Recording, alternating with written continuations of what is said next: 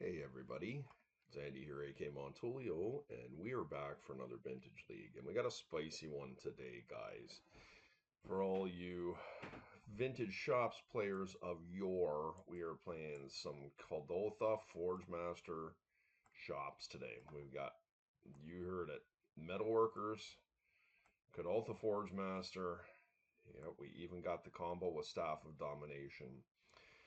For you who are unaware how this works, if you have Metalworker in play and you have an adequate amount of artifacts, I believe it's 3, and Staff of Domination, you can just basically combo and draw your entire deck out. You tap the Metalworker for mana, and then you untap Metalworker with the staff and rinse and repeat and make a whole bunch of mana, and then you can draw cards, which of course increases your artifact count in your hand to be able to just make an infinite amount of mana and draw your deck out and go off that way. And last since this was played, we've of course had the One Ring printed, and the One Ring doesn't need a whole lot of introduction in today's game. Where it's kind of neat in this particular build, if it works, is we have Kuldotha Forge Master in the deck to go off and be able to search up Paradox Engine. Just another way to do it. And once you've got Paradox in the ring going, that's another way to draw your deck out, and you're just going to win. What's neat about the Kuldotha Forge Master, and I really cut my chops on this deck in Vintage. Very early on Magic Online when it first came out, this was a very popular deck. And of course, one of the reasons to play the Forge Master outside of the combos I'm talking about here is sometimes you can just go and get big bullets, and that is indeed a Sundering Titan, and win the game that way, and extremely powerful. We've added Urza Saga to the deck, and naturally we've got Vault Key to be able to combo off as well. Time Vault and Paradox Engine are a really nice combo. And yeah, I mean, this is essentially the other cards don't need a whole lot of introduction. I mean, I am going to run some inspectors here to help mitigate some of the damage that the spheres are doing to my own deck with reference to comboing, but I think it's at its core should work. In sideboard, I'm running a Spine of Ishnaut. We do have the ability here to go and search it up and recycle it as well, because it does come back to your hand. And, you know, in certain setups with Metalworker, we can just keep replaying it and winning that way. And I've got lots of graveyard hate here, and we've got a little bit of combo hate as well in the Mind Break traps. So, yeah, guys, let's hope we have some fun and the deck performs well for us today. As always, I appreciate you hanging out. Like, comment, subscribe, and we're going to see you in round one. Okay, let's see.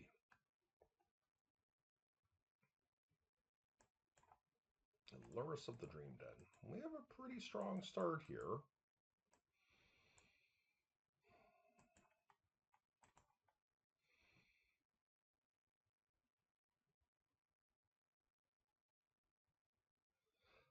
So, it's tough to know what the best line is here. Um, Certainly we're leading with Black Lotus. I guess the question is, do we want to play Forge Master here? Or do we want to play Inspector? Force of Will. Okay, well that decision was made quite easy for us.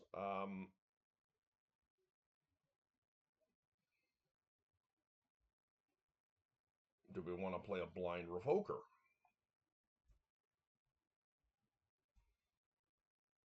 I don't think so. That was a really aggressive Force of Will from my opponent there. This is the opportunity, though, to put it out, so I'm just going to do it. I guess I'll put it on Lauren Revealed as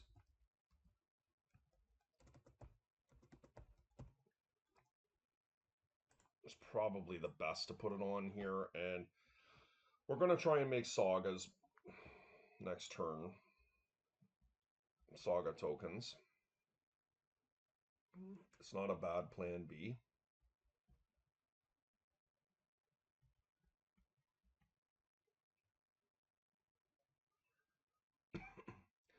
Now, one of the side effects of playing this style of deck is it's, oh, they did have the Black Lotus, okay, is that it's chonky.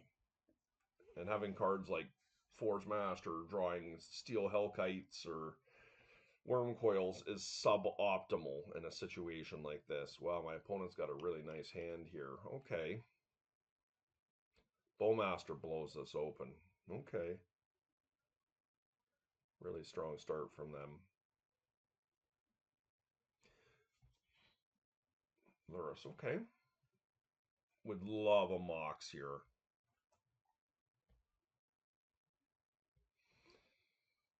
Okay, that is not all that helpful. So they can cast Lurrus here and start doing baubles if I don't wasteland them. But I think making sagas is really what I need to do here. I will attack them.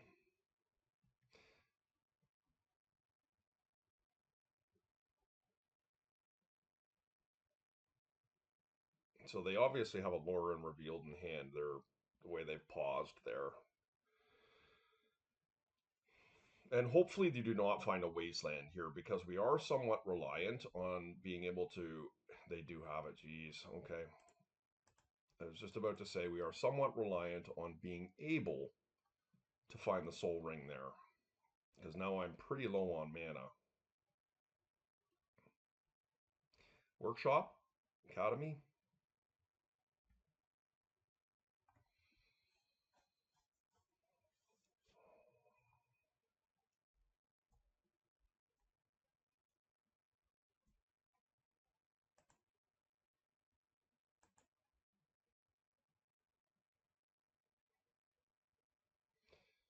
I am going to wasteland.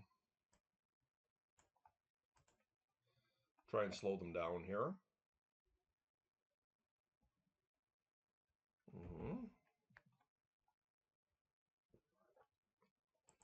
And if they want to block my guy and Lauren revealed here, I think that's okay.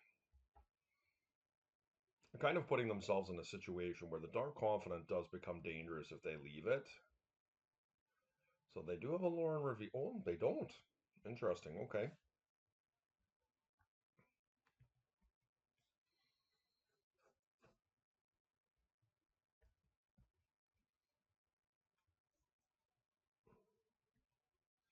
So Workshop, Ancient Tomb, Academy, well, could win the game for me.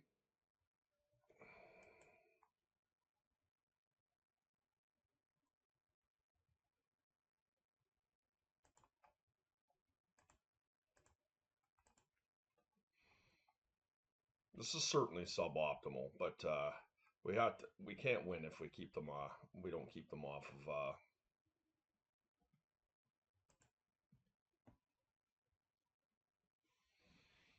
saga tokens.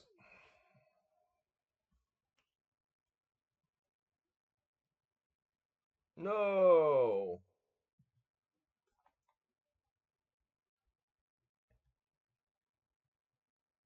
That was an atrocious draw. Probably just bomb me here. Okay, well, we've been outvalued, unfortunately. They can cast Lurrus and start bobbling me.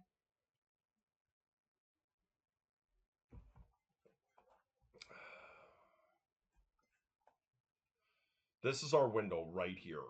Like, we have to try and win right now while my opponent potentially does not have a counter in hand. The longer this goes, the worse it gets for me. And even then, it's probably not great that I resolve the time vault, but we're going to try. Okay, we can concede here.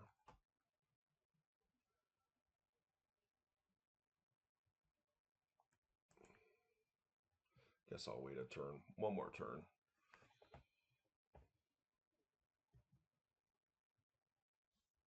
Right, like they're going to be up to... Oh, that's a hard cast force.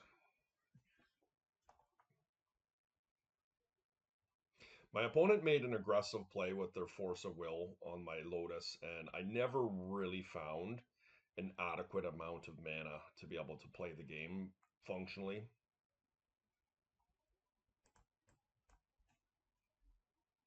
I mean, if the time vault resolves, we have a chance.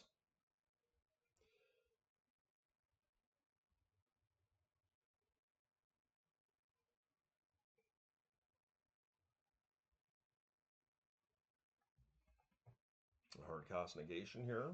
That's what this looks like. Yep.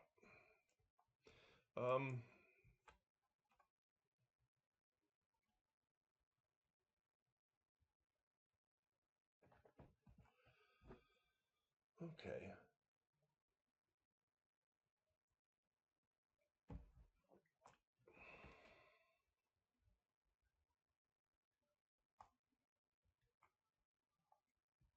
Okay, that is a good one. Let's see if we can resolve a ring. Once again, not likely to resolve through force of will here.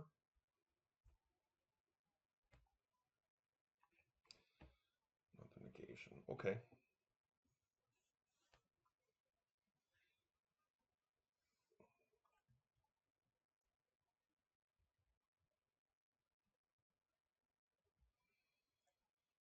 They would have been smart to let it resolve.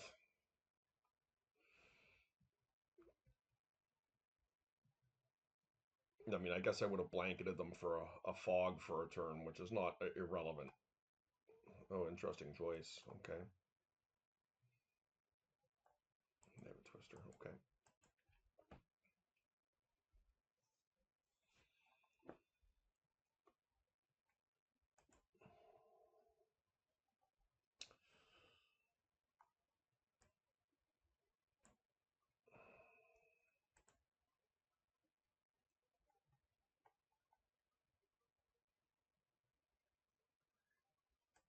In all honesty, I just like the way I'm set up here.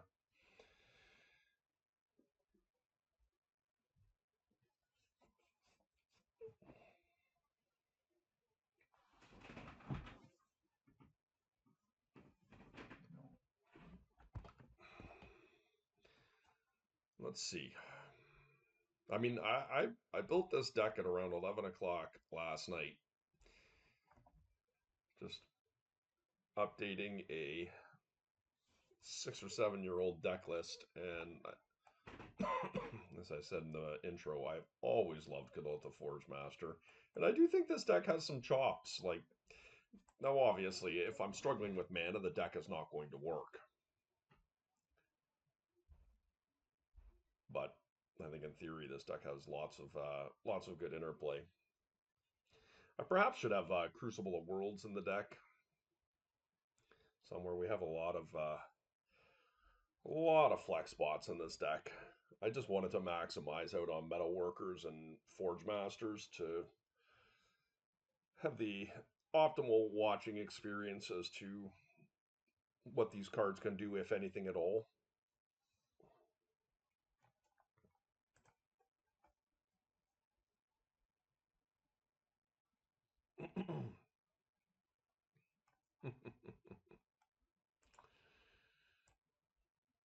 All right, well, that's an easy mulligan. I mean, we'll keep it, but it's pretty wishy-washy. Guess we'll put Staff away. Now, my opponent was extremely aggressive with their Force of Wills last game. Let's see if we can get through here. Okay, so I think Thorn is probably the most effective card here. But maybe we just go for Sphere. You know what? I'm going to do Thorn. I'm going to do Thorn here. I have more creatures than they do, and this is the reason why I'm going to do the Thorn. Now, I think that this is very likely to get forced in this particular circumstance, but okay, it didn't. So my opponent may be on just a whole bunch of fast mana. Possible they didn't have a force in their hand, but I find it hard to believe. Maybe they're not concerned about the Thorn. I don't know.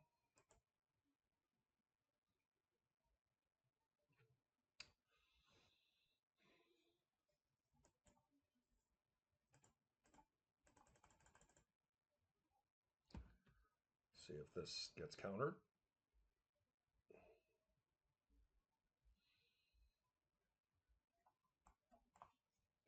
Yep. Problem I have here is I'm very short on mana. Now that's a blessing that got countered there. We're getting counters out of the hand.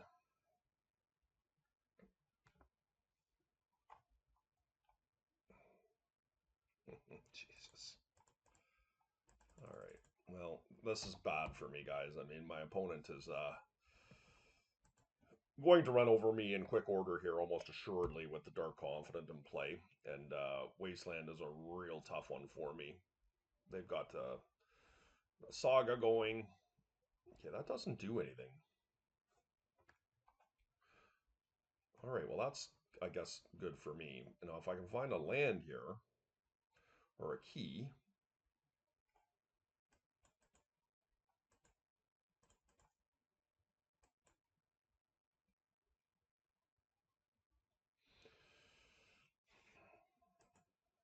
really frustrated here. There's a lot of mana in this deck, just have not been able to find it.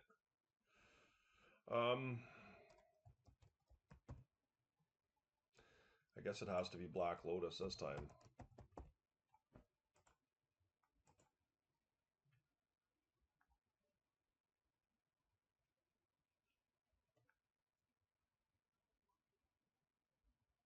Bowmaster, yep.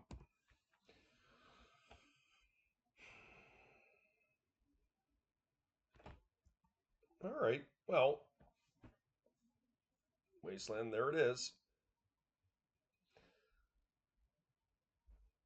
So unfortunately, the story of match one here is that we just really were unable to cobble appropriate mana for this deck. And I mean, look at this is a chunky deck. If I was on an aggro build, I probably would be in a whole lot better position than I am.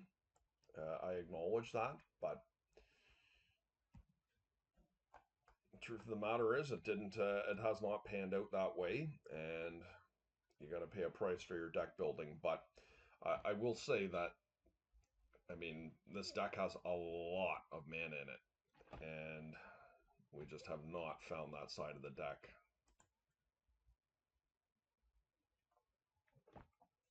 Now, unfortunately for me, the damage may already be done here.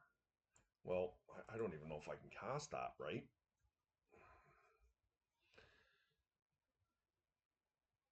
It does buy me a turn if it resolves, but it's unlikely to resolve. The Forge Master itself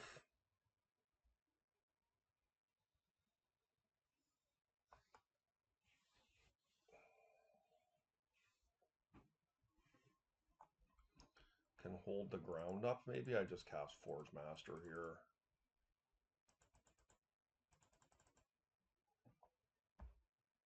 See if that works. I can Vault Key next turn if everything pans out. If this resolves, I have to get through a Force of Will here. My opponent has drawn several cards already off their Dark Confidant and all. Okay, that's game.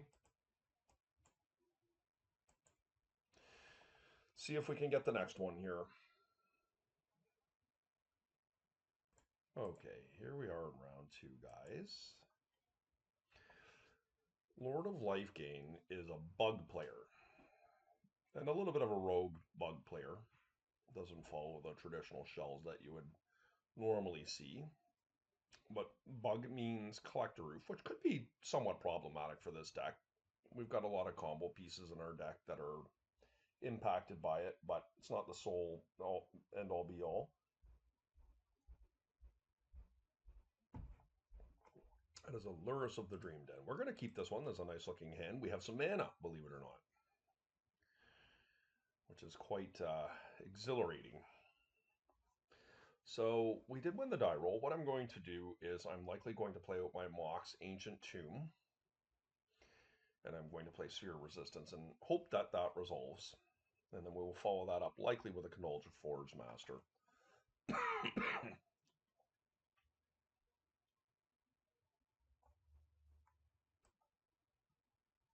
It's incredible how popular Lurrus of the Dream Den is right now. it's perhaps being played more than when before it got errated, like when it was first released. Like this card is everywhere in Vintage. If you're not playing Lurrus, you're not doing it right.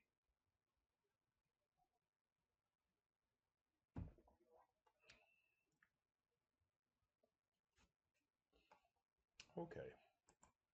I say that cheek and tongue, of course. And let's hope our sphere resolves. I gives us our best chance. Nope. Okay.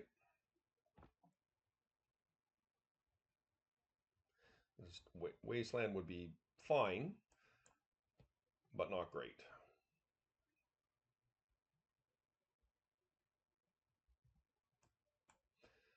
Okay. Tundra. Yep. Oh, look at my opponent. Yeah, I was just about to say Lavinia's a bit of a tricky one here for us, because my deck does not like that.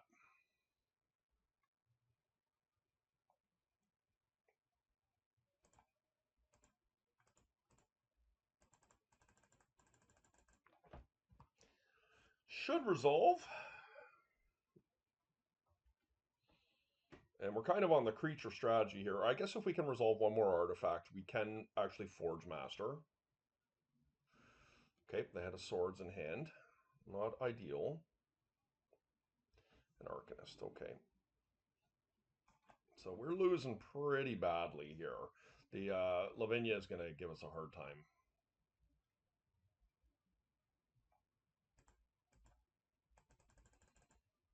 Metalworker can block Dreadhorde, believe it or not.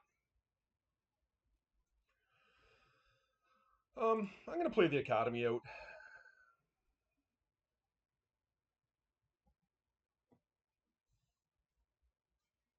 Now, of course, they're going to Swords my Metalworker. But if the Swords is gone and it's on Metalworker, then I'm okay with that.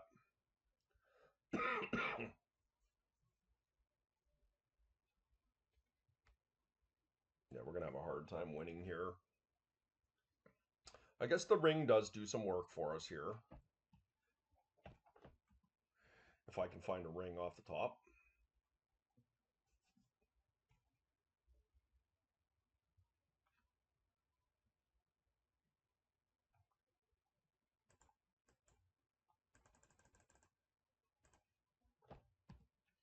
Going to play out our lands because we need our lands out there to get our non-creature artifacts onto the table.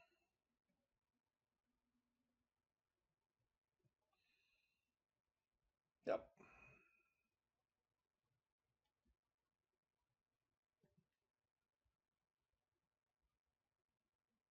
We want a one ring here, I think is what we want. Or something like a Steel Hellkite would be good. Worm Coil, probably not amazing. Okay, this is good. That's good.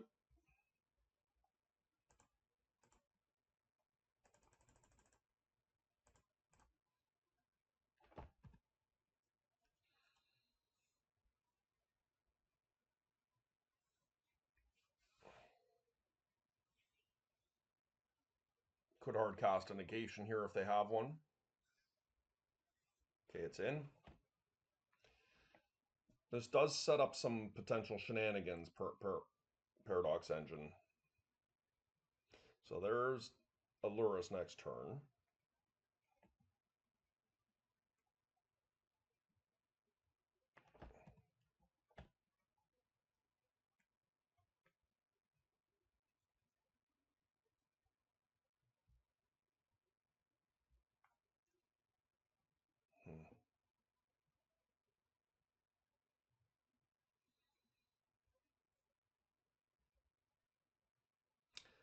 Just gets countered. All right.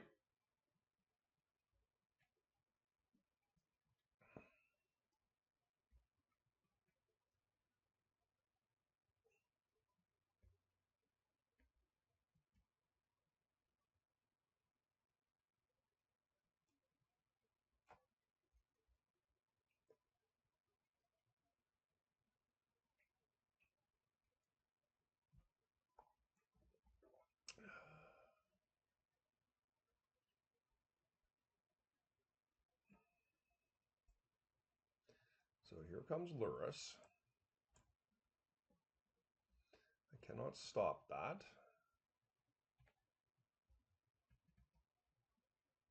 No attack. Okay.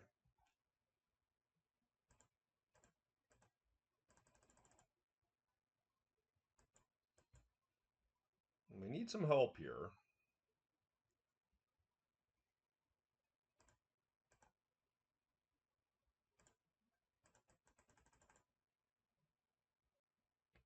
What can we get? Not a ton. Could get a manifold key, I guess. It enables the more broken things I can do with, for instance, a one ring.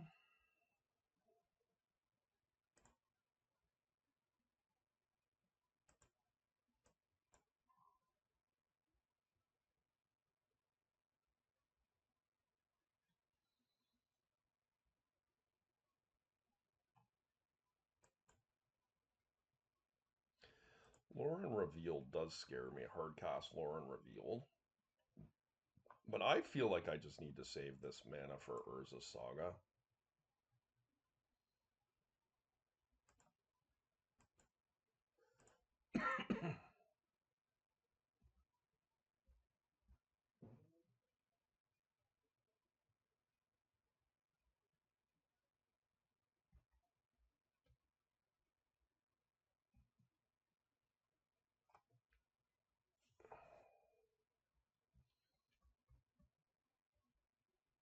Now I can, of course, untap my creature.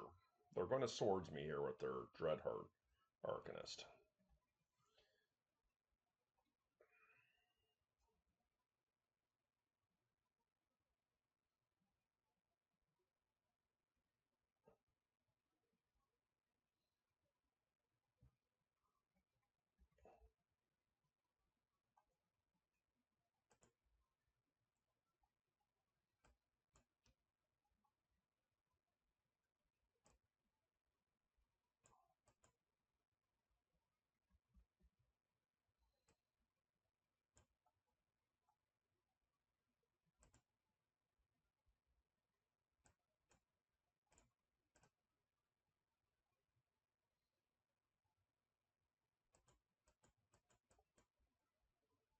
See if I can get a block in here. I am going to kill the Dreadhorde. I guess the issue is they just recast these things, right?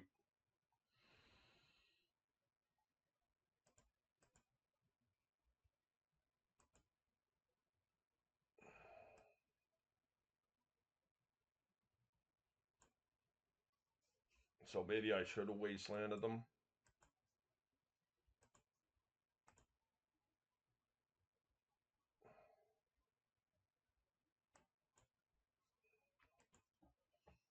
I mean, I could have done it there so they couldn't do it. But of course, I don't know what they have in their hand. And I don't think that this is the line I'm looking to take right at the moment.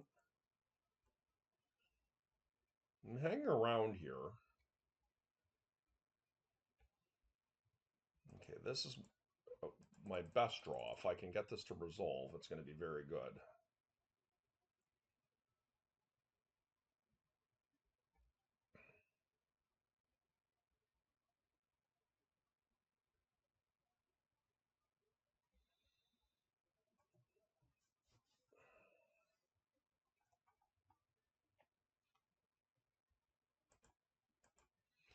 This time I will take them off the land. I realize I could get punished for this, but I think it's worth it. I'm going to attack in. If they just want to chump block, that's fine.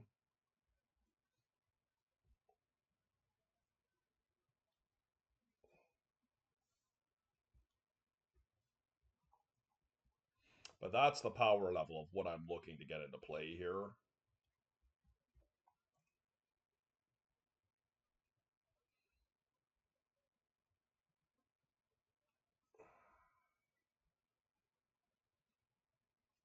They're wondering about their probe here, just sacrificing their stuff. And I think it's worth it.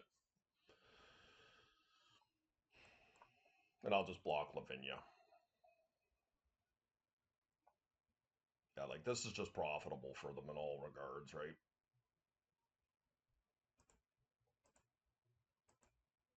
But if I'm tying up their mana doing this, I think it's worth it.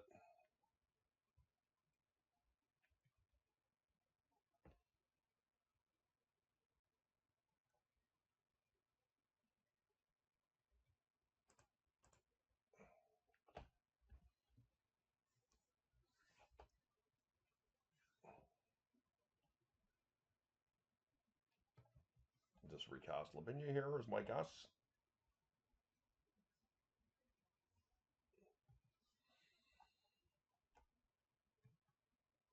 Oh, time walk. Nice. Okay.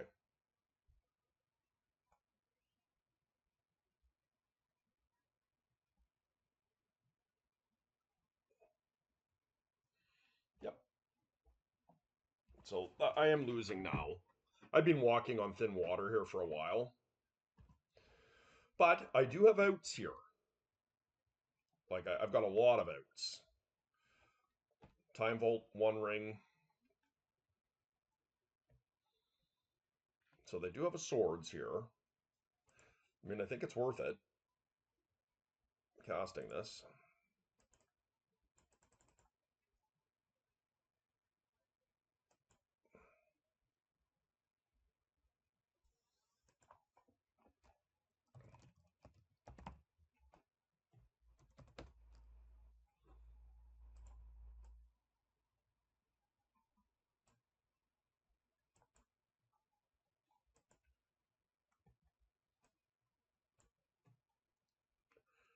Pretty much have to find something next turn and really hope that they don't have something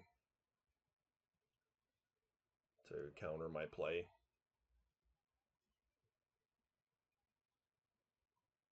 Yep. Ragavan should ice me here.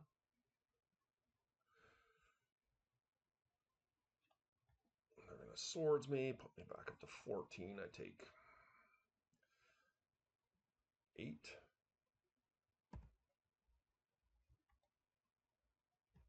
They only have one card in hand here. I mean, we'll see what they get off the Ragavan.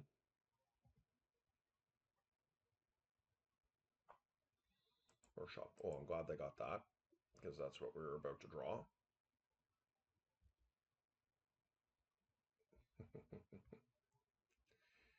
Revoker. All right, well, I guess we'll just do that again. I could be floating mana, but there's no point in doing so.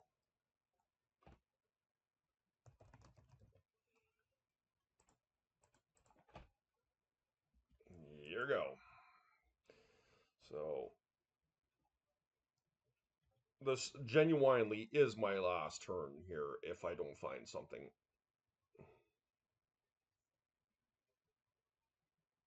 And I need my opponent not to have anything. I know they have a Ragavan in hand and 2 unknown cards.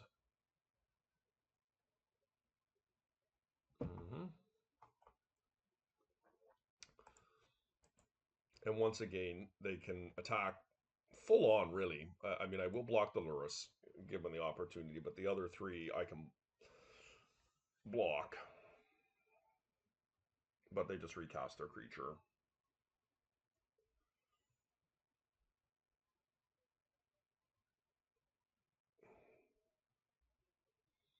What am I looking for? One ring, most certainly. Time Vault could win it for me.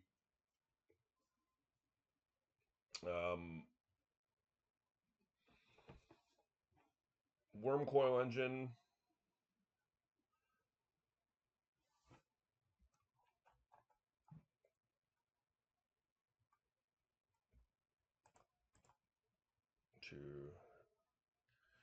Yep.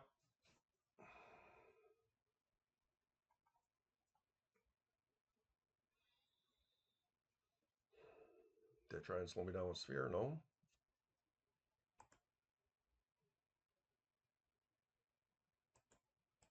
Okay, that will not do it.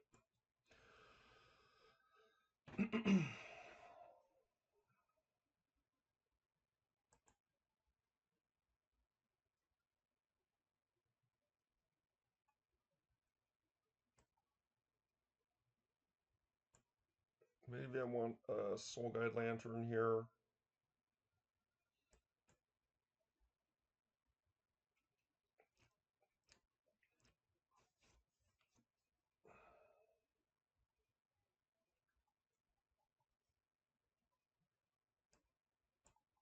that down to a metal worker.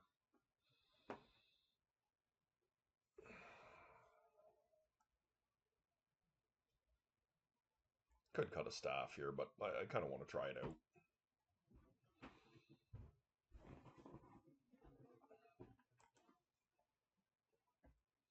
Another nice looking hand.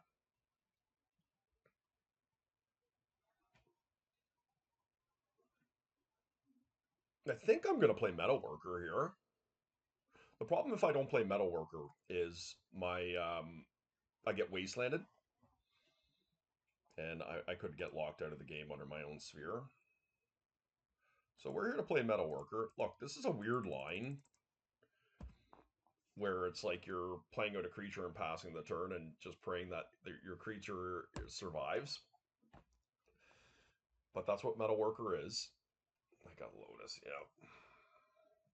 Just they might have energy flux here. As of note, they did not. Yeah. Okay. So, I can pay for this.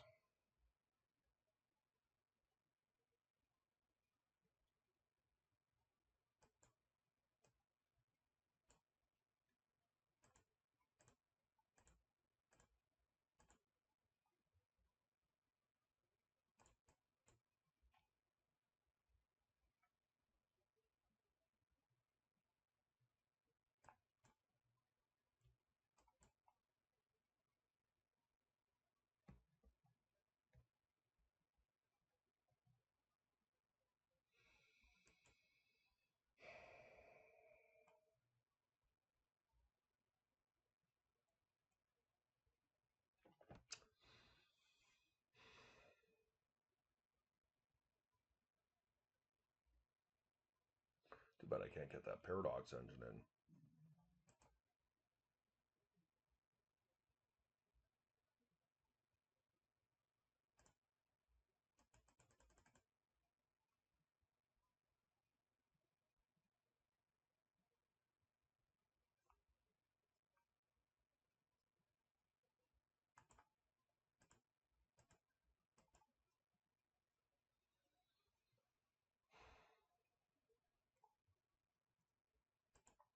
Do I play the Chalice out here?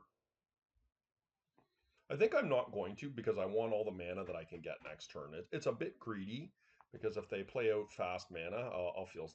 Well, I mean, they're only going to get a turn from the fast mana, but... Okay.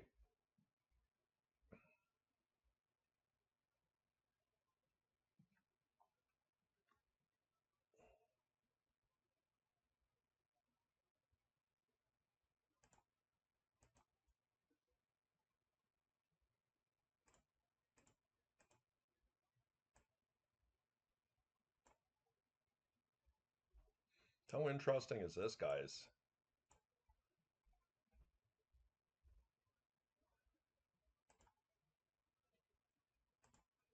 Unforeseen potency of the Metalworker. Well, that's game if it works.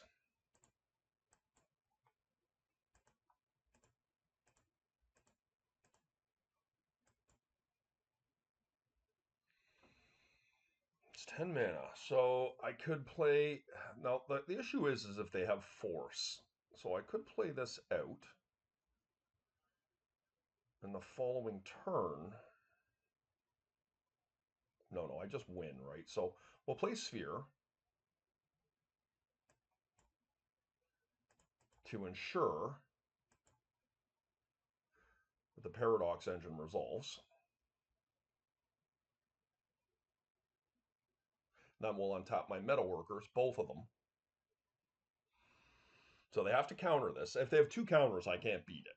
But if they don't, then we're just, I believe, going to win.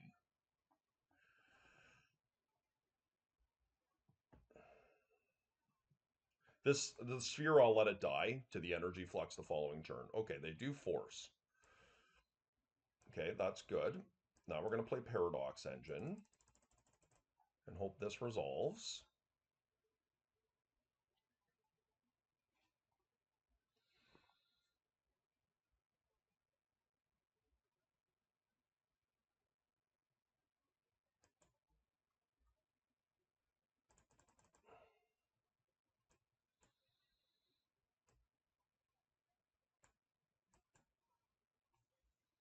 So here's where the issue is.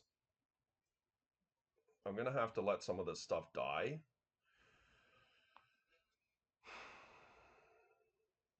There's no point in making mana right now, right? No.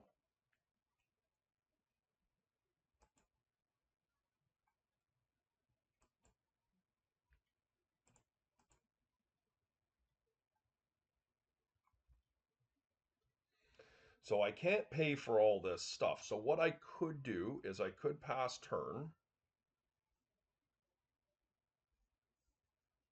This will require 8 mana. And if I draw an artifact next turn, I'm good.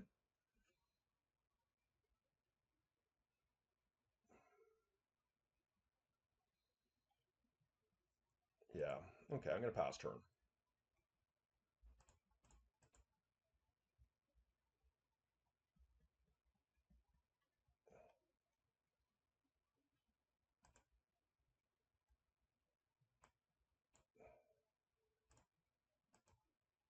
We just need to draw an artifact. 2, 4, 6, 8.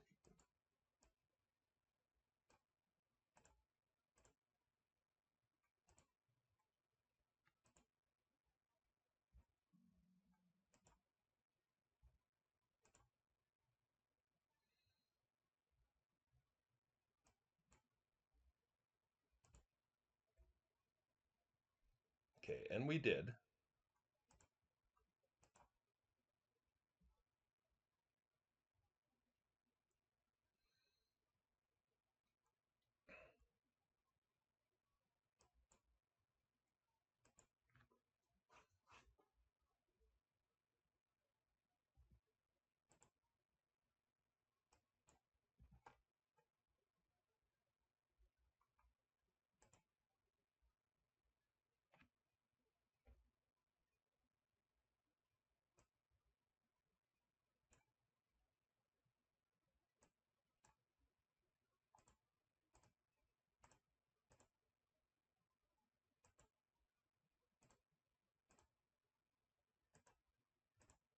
Got to be very careful with my clicking here. Any mistakes will cost me the game.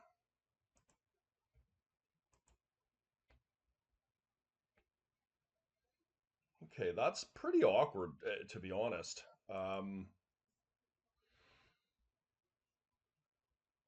I can get some stuff going here, but the issue I'm going to have is that I don't have mana. So I guess I have to pass turn here. I guess I play the workshop out.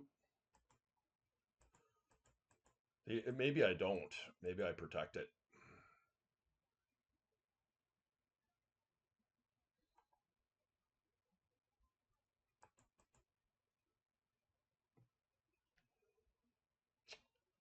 Yeah, the issue I have is that I just die, right? Like I just start losing my stuff and my ability to cast spells here. So it's awkward. My opponent is floundering over there, but a Swords to Plowshares obviously really screws me up.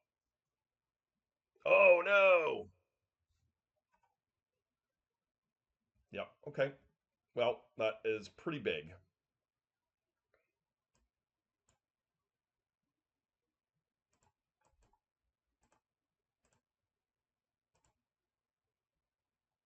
I have 4 mana.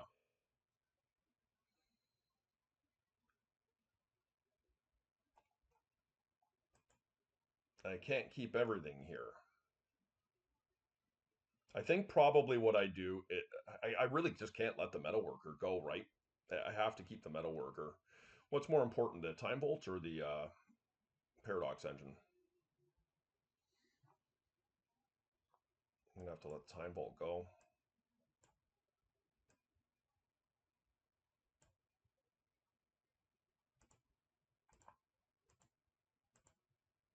When he works, oh, that's great. That was great.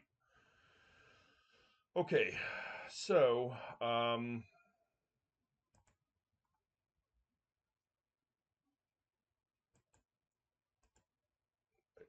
what do we play here? I guess the Revoker, right?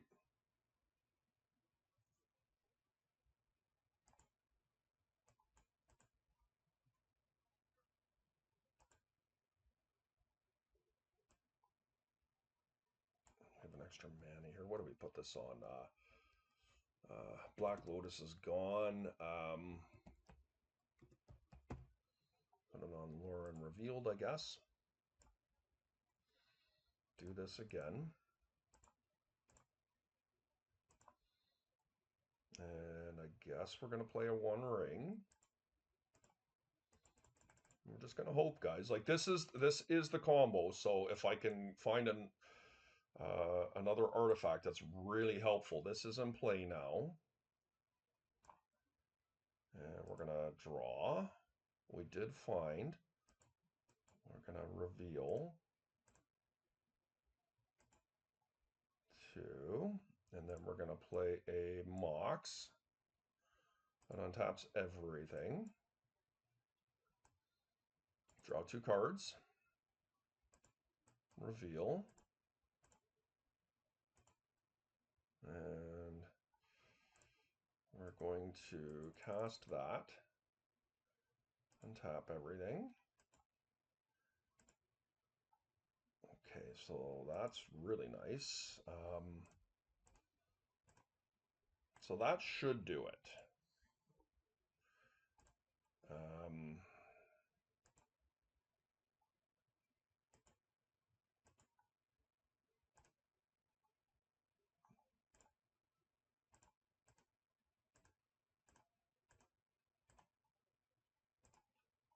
My opponent realizes that time is not working in my favor here, so they're just letting me do my stuff here.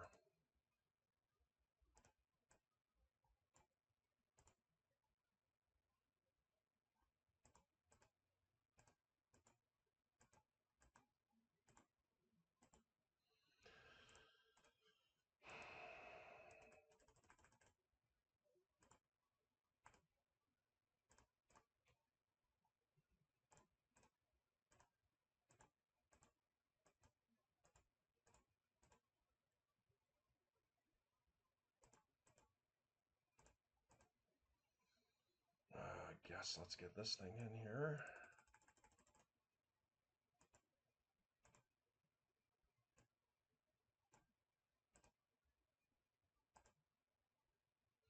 I have not played a land, so really what I'm looking for is Academy here. I did not find it.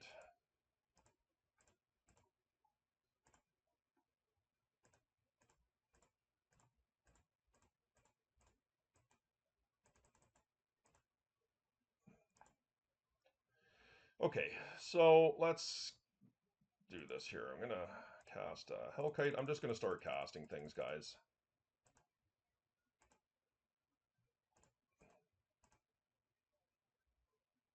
Cards. Did I find an Academy this time? I didn't.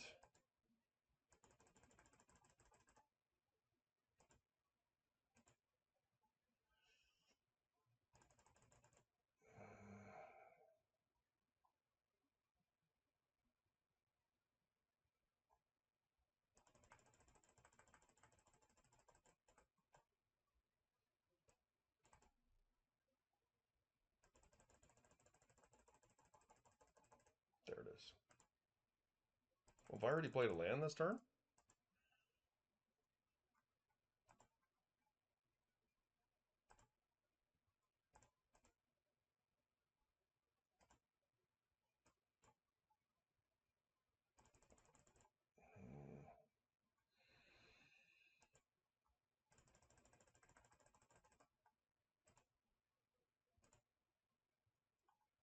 And so, let's see here. We're going to have a hard time with all our triggers here next turn, unfortunately. And we're going to time out if we're not really careful here.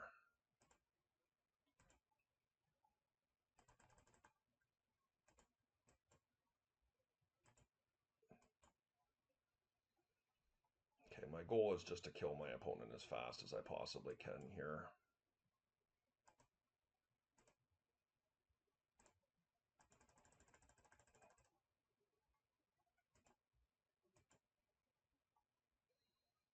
And I probably don't need to worry about much else here.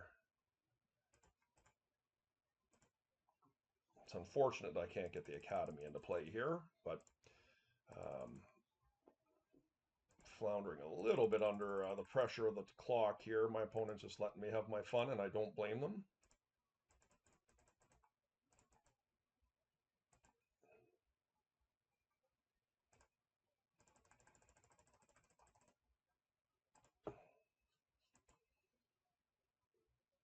And I guess we'll play a 3-ball.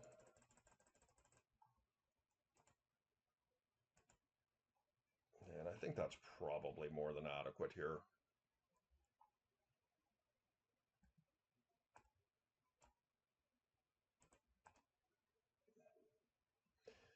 Take that. I probably could have just played my 1 ring and not taken any damage here, but I don't think it really matters.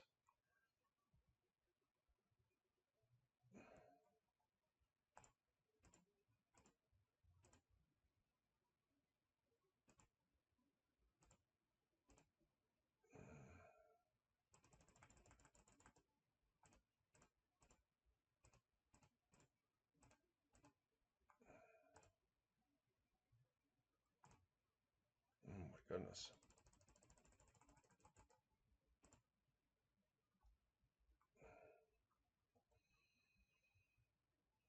Okay, this is going to be crash to MTGO here.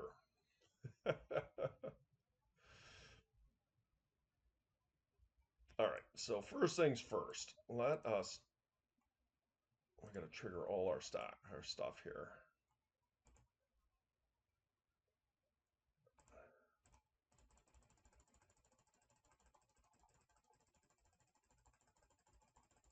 I'm not sure what the button is for this here.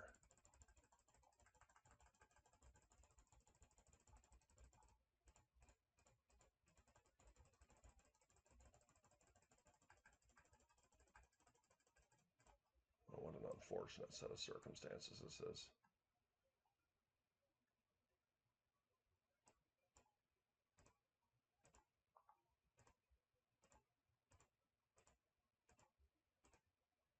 None. That'll work her. 1, 2, 4, 5, 6. Done. Now we're going to tap a whole bunch of mana.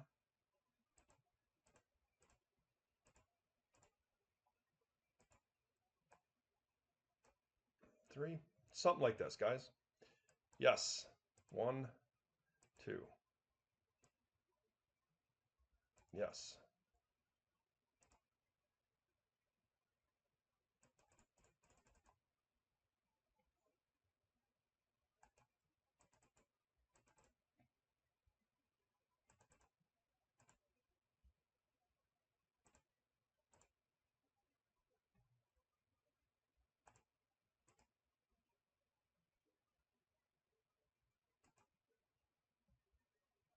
Okay, we're all right now.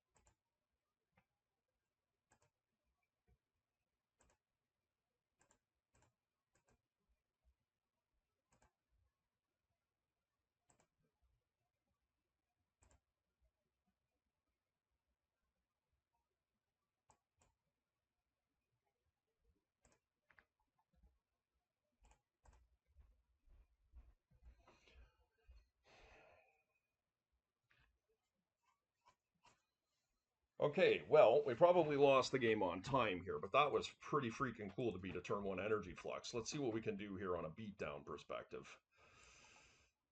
Huh, that metalworker was pretty sweet, guys.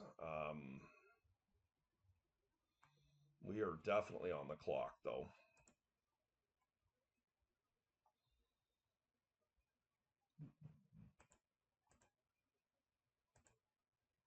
And my deck is certainly not conducive to winning quickly. Let's go.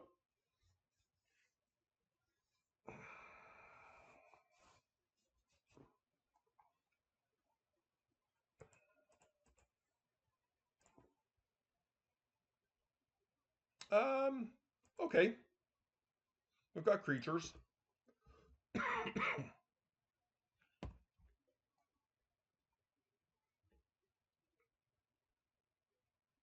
Preordained. Yep.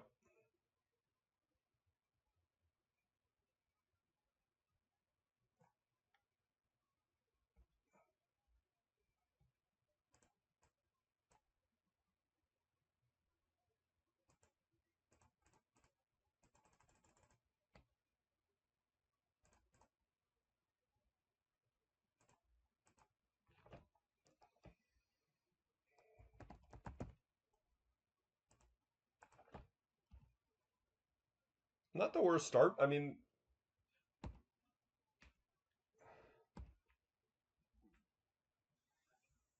Lavinia? Yeah.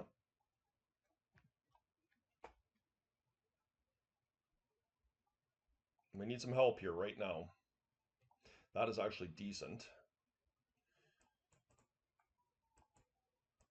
Let's see if this resolves.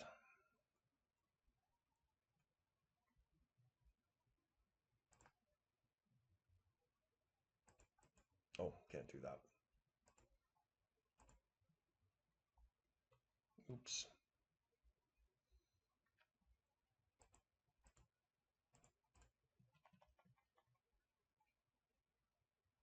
Just clock, guys. I'm feeling a lot of pressure here to try and finish my opponent off. They might make a trade here.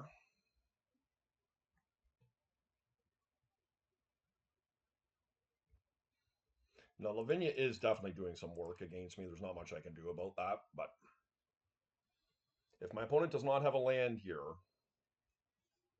that's our best hope. All right, well, that's, I guess, at least something for me. If they lock themselves here, we can win this game. That's a tall order, but that's good news for me if that's what they're doing. As I say, we do have a solid creature strategy in our deck here.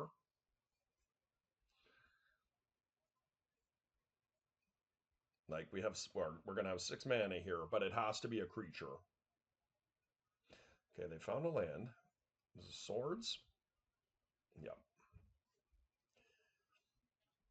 Of course.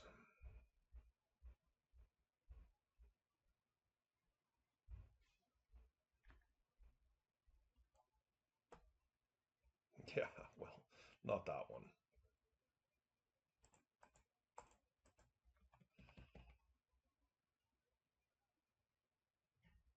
They do have Lauren revealed. Okay.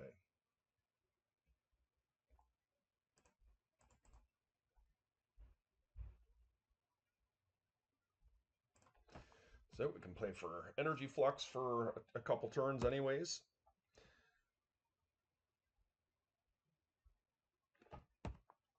Go get a red source here, and then they're going to cast a Dreadhorde Arcanist is what's going to happen, which is unfortunate.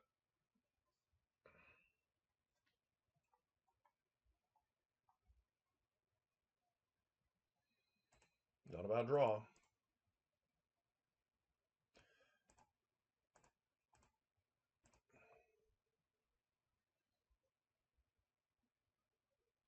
This is really powerful if it resolves. Okay, they did have it. Well, we don't have the luxury of sitting around and not attacking here.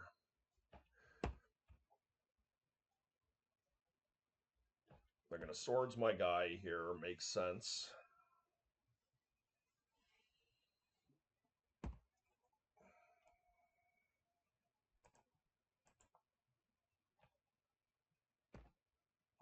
Could have blocked it, but a little bit panicked here. 3 ball. Okay.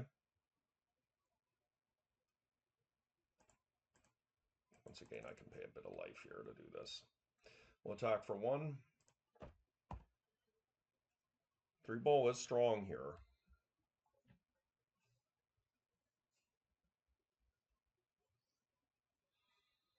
And they can pay 3 to pay preordain, but actually the 3 ball, believe it or not, does give me some hope here.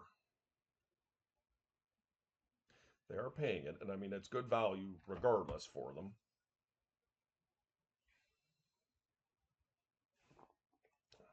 And if we can find some heat off the top here, we're in some great shape. We can cast some dingers here if my opponent doesn't mess with our mana. With, I guess, Metalworker, we're still pretty good, but...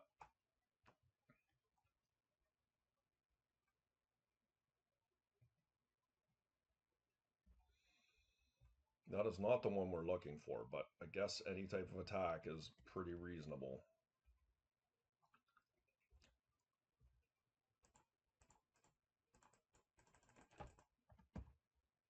They cannot force it.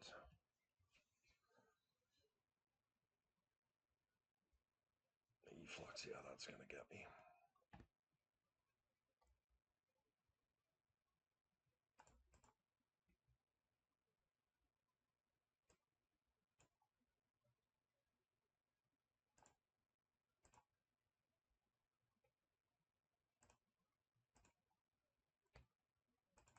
The thing the Efflux does the most here is it just gums up my time.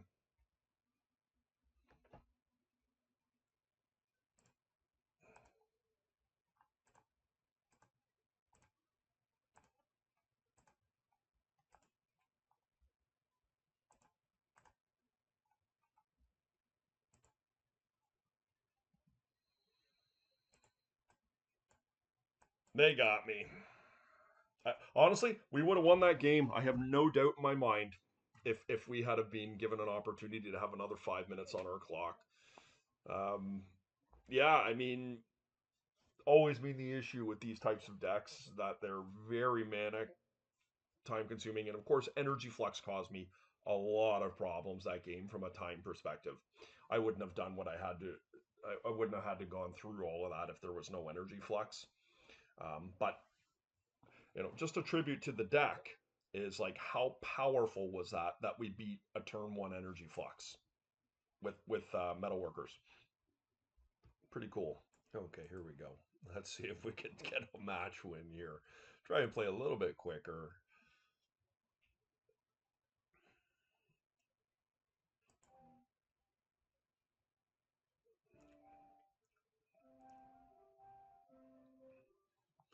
All right, Jewel.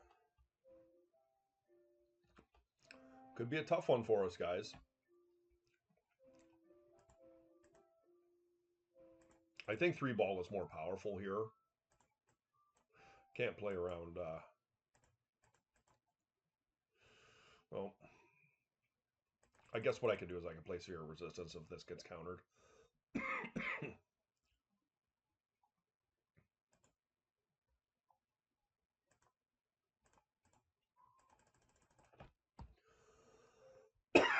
Excuse me. Might be hard because their deck has workshops too, but to be able to go over top of what we're doing.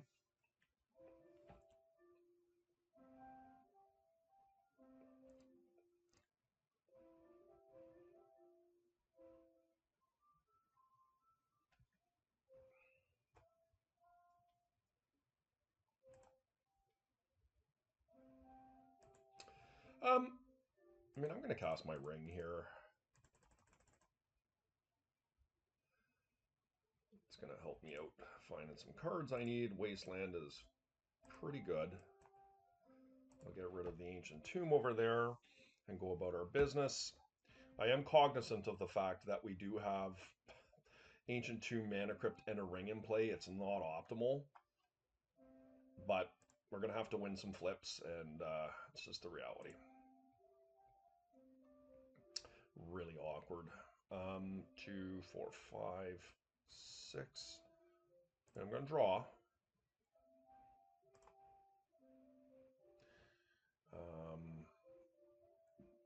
They could have a force, but I think that's okay.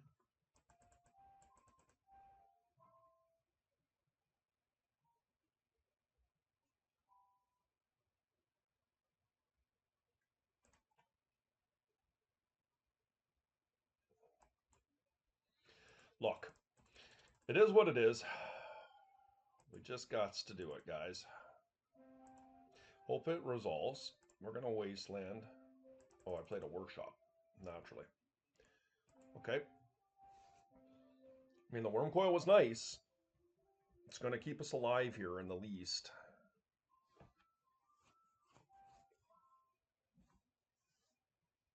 But that's a really dangerous combination. The Ring, the Mana Crypt, and the Ancient Tomb. Very dangerous. Okay, we're playing against Jewel. And Jewel's a pretty scary one. I do think we want our Worm Coils here. I feel like Lodestone Golem is definitely not at its best here. Sundering Titan is not good. Got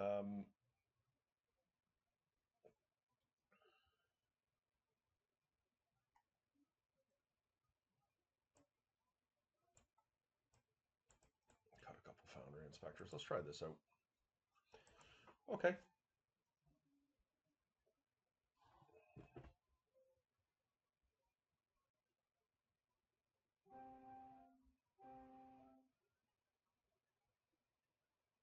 Yep.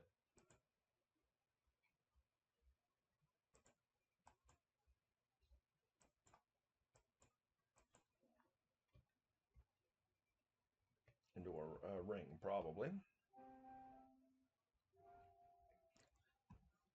Yep.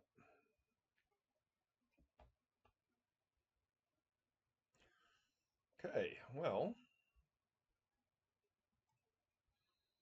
we do have our own. The issue we're faced with, I guess what I could do is I could double sphere here, right?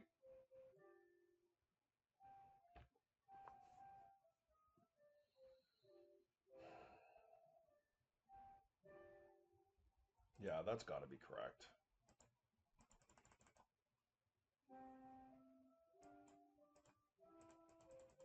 I realize they're drawing tons of cards, but next turn I can deploy my own ring.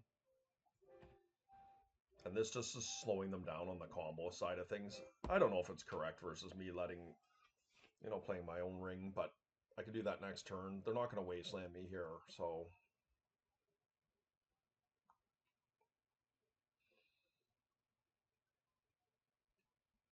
If they don't have a land here, that's just magnificent for me.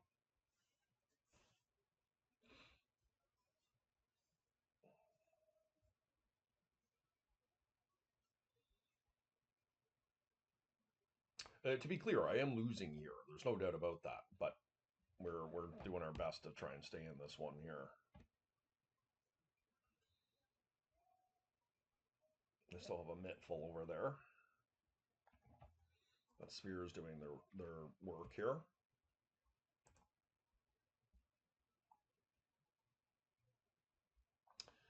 I mean, that is awkward, right?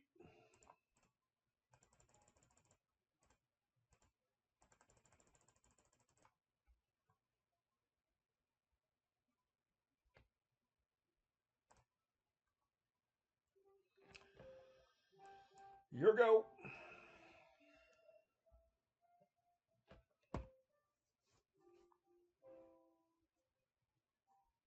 Me drawing 3 rings here is not optimal either. Though it's just kind of air at this point because we're literally having a competition of who can draw the most cards here. and there's a saga that's going to be live this turn.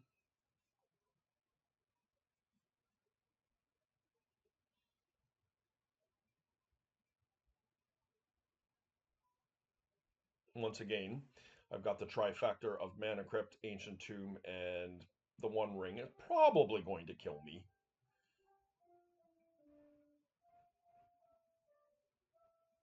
Metamorph, okay. Oh, that's a weird play. That's a weird play. I don't know why they would sacrifice their one that's drawing them all the cards. That's how they're getting ahead here. It's not like I'm pressuring their life total here with a creature or anything. Yeah, to discard 2. All right. I like that.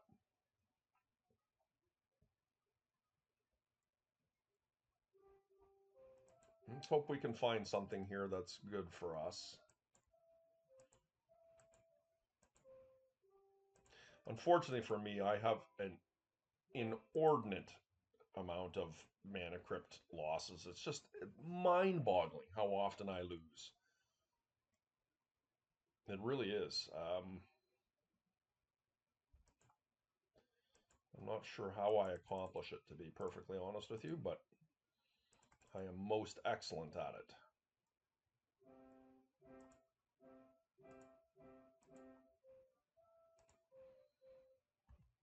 Here we go.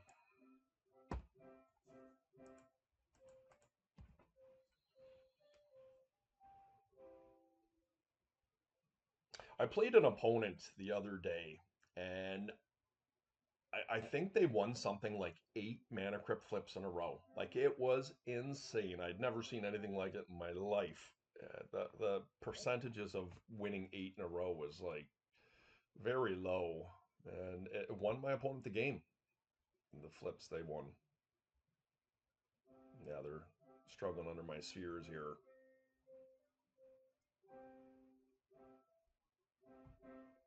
Problem is, so am I with this mana crypt.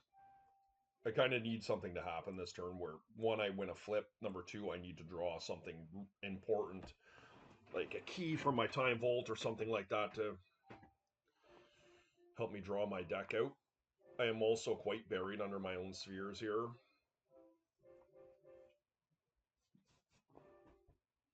Wormcoil would be very good. Would be enough to buoy me for a while. Not that I can cast Wormcoil currently, but I'm going to draw 4 cards next turn, if not more.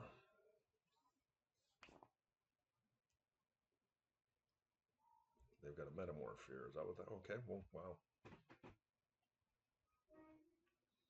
Discarding 2 cards again. And they discarded a Wormcoil.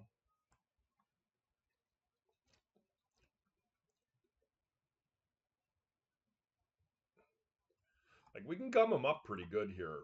We have some Revokers, Wastelands, things like that. And can we win a Mana Crypt flip, guys? We did. Okay, that's a good draw. Let's draw some cards here. None of these are really great.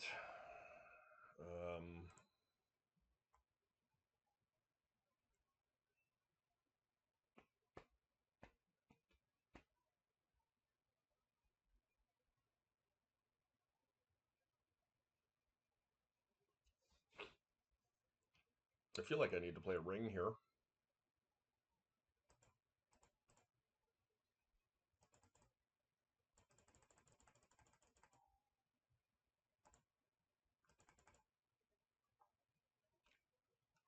Unlike what my opponent did with their second ring, I feel like we are in a position where, given that we haven't really drawn anything, that we probably have to do this. So they're going to force.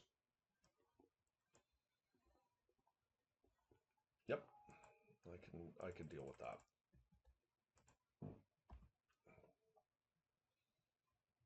We can repeat that play next turn. Hopefully we win a Mana Crypt flip.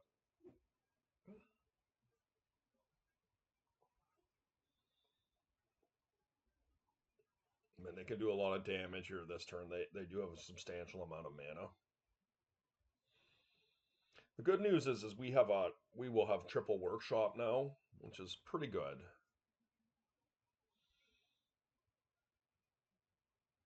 These triple spheres are really looking awesome here. Oh, no, not the Academy. Oh, no. That was the one that was really good here. So they can go over the top of me here easy. This is probably just a jewel.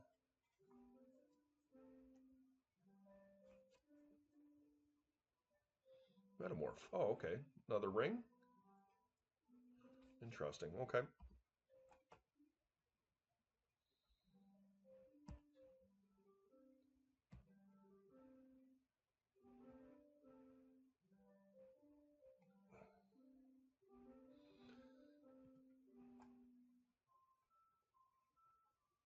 All right, let's win a Mana Crypt flip, please.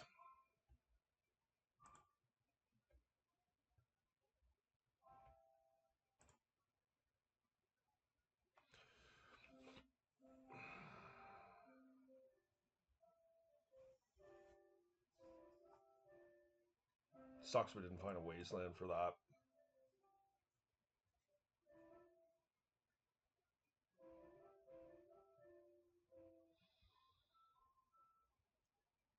Well, we're going to one ring, that's for sure.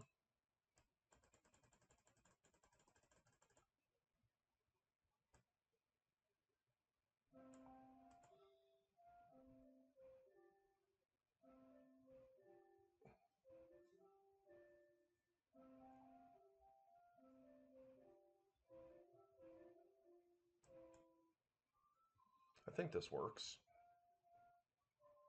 2, 4, 7. Yeah.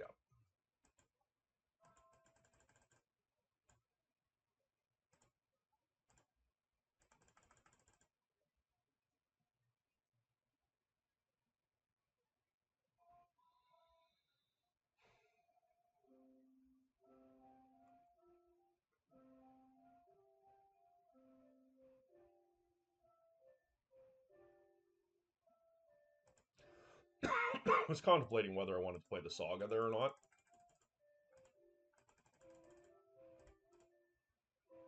Ooh, for a second there, I thought I screwed up.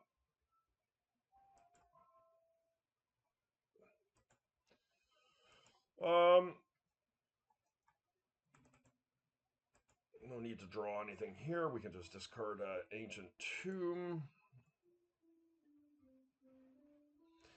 We will be required to win a Mana Crypt flip here.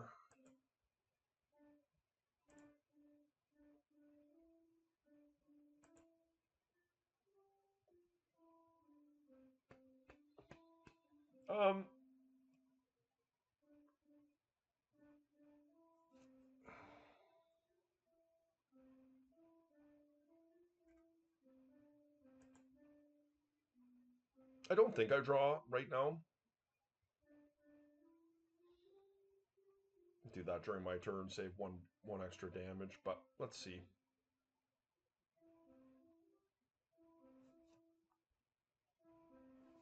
Basically, how I get out of this is winning a Mana Crypt flip, finding a Worm Coil, winning a Mana Crypt flip, and winning that way.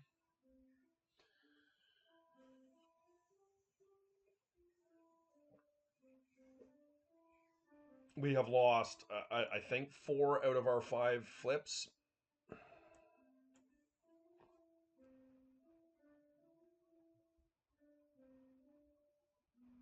That's pretty bad for me.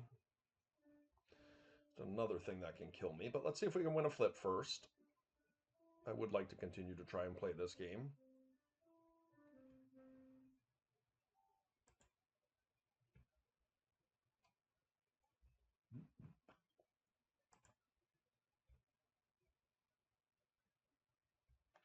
Well, there is Vault Key.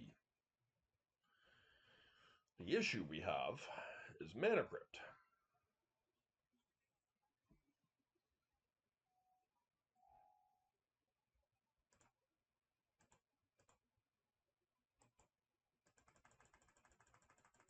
They could have Force of Will here.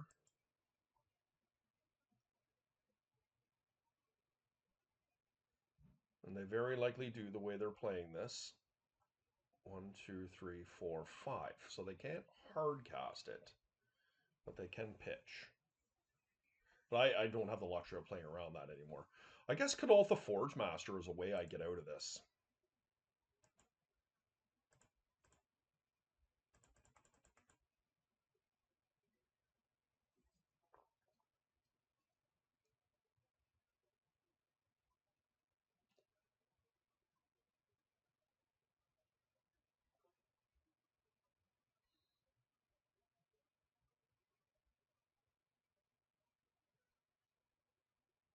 Okay.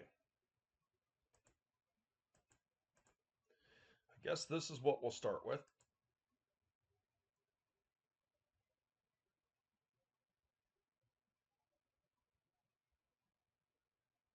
They get a repeal.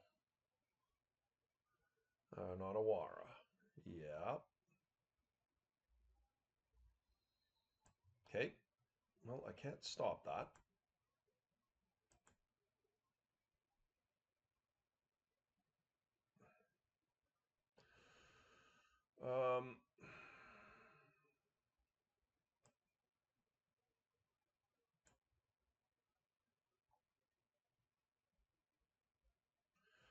So I can recast it. Cost me 2, 4, 5 mana to do it. And then I play the Saga. I have to win a Mana Crypt flip again. Okay. I mean, it's not the end-all be-all here. Oh, no, I just die, of course. Yeah, yeah. All right.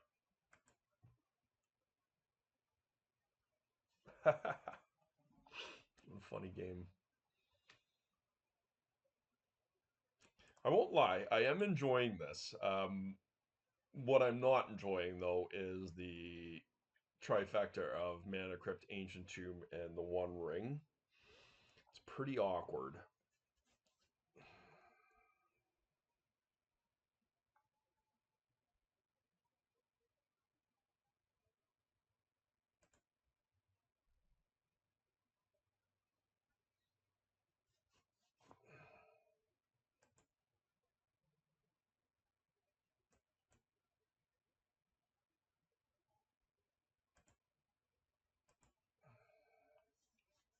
I just can't keep that. We can do better than that. Much better. We'll keep that, and I think I just put away an Ancient Tomb here, right?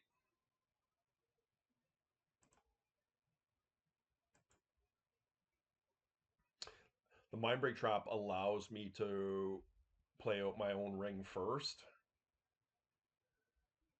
And hopefully it resolves. And then the following turn we have Mindbreak Trap to cover up what they're doing, and we have good control in Revoker and Sphere. Hopefully our ring resolves. There's the trifecta, guys. Right off again. They got the force, damn it.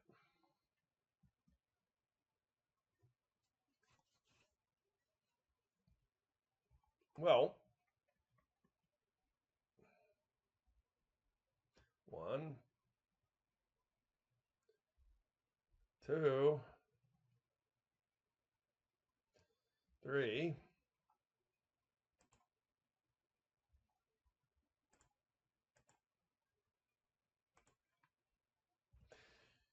There is merit to letting that resolve because I have the Revoker, but it's my one chance to use it, and I'm just going to use it. I'm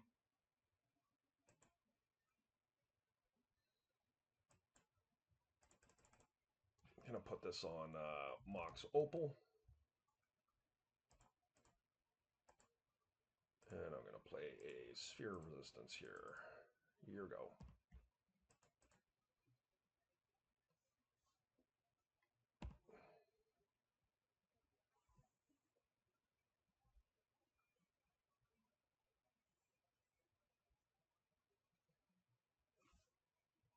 Nice. Okay, that gives me hope.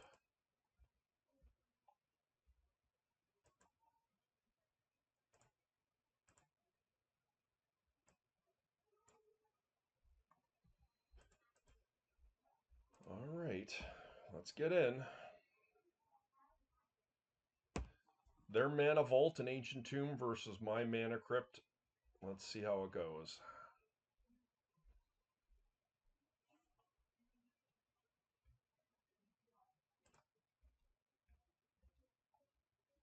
Not so good so far.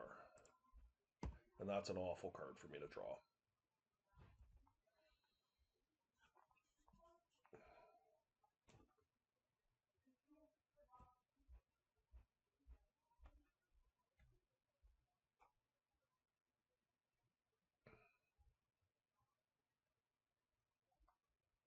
Unless I find an academy.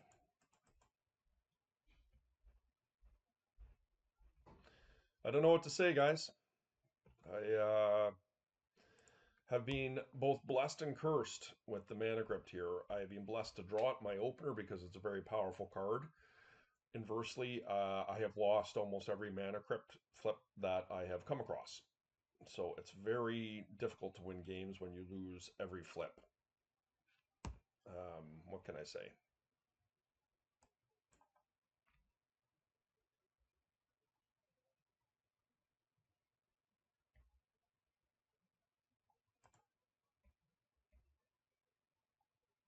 Good draw.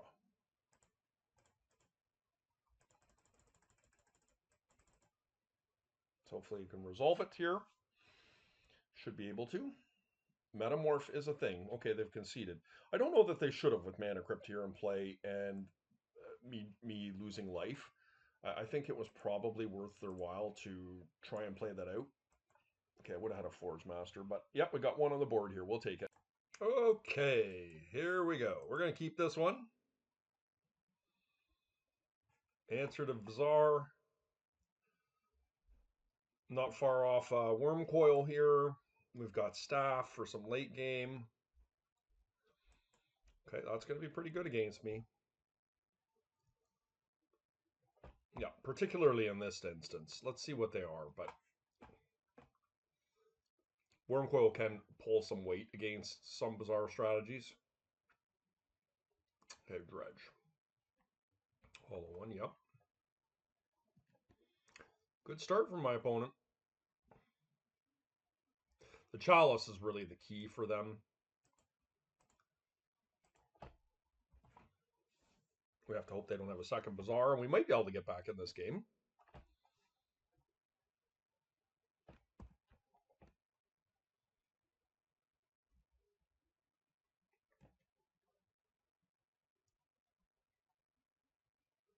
Yeah, valuing the second Dredger over getting a 3 damage.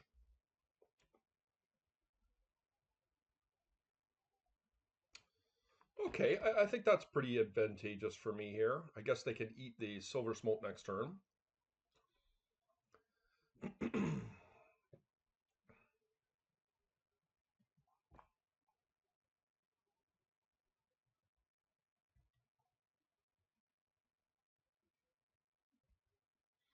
That's actually decent. If I can somehow find another land here. Well, first of all, if this resolves, it's important. And now we just need to get a bit lucky.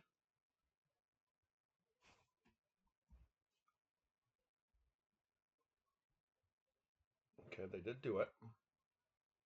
It's a lot of damage, and we need them to miss here. Fortunately, they hit their best Dredger, and they've got a Grief for next turn. So we're going to need to hit a land to be able to get Forge Master in play here. It's a lot of damage coming through.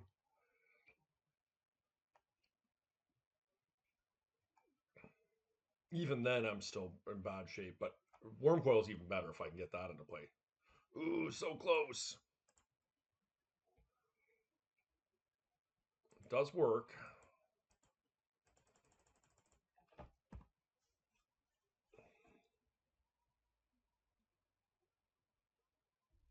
But we are in some trouble here.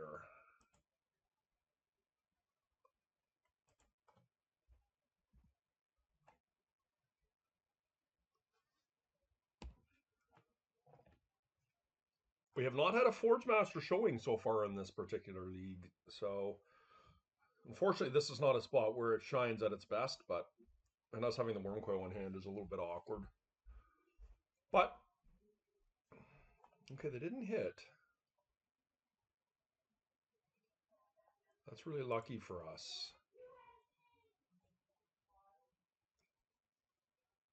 Okay. So, I take 4.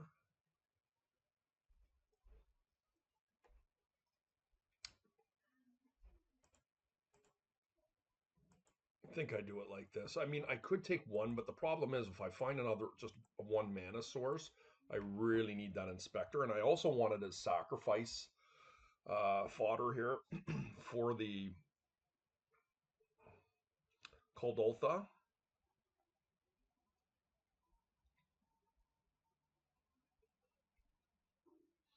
This is not overly helpful.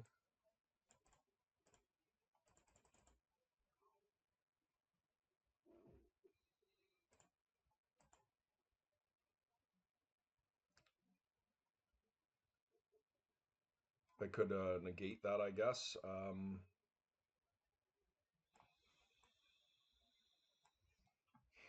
Here we go. Let's see if we can survive here.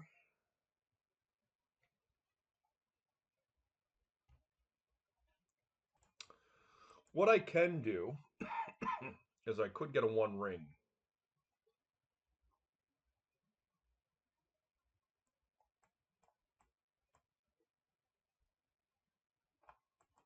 Let's wait and see what they do. I can do this at instant speed.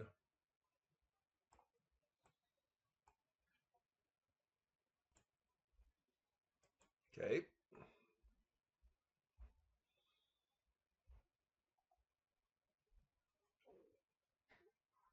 Here come the fellas. All right. Well,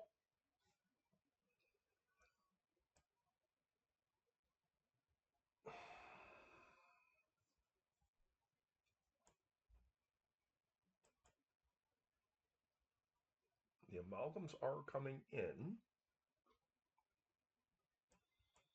Yep.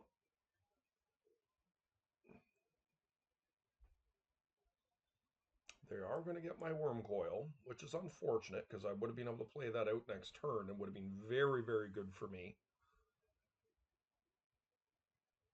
Oh, you know what I could do though is it's too late though probably. It's like a ring they can't target me.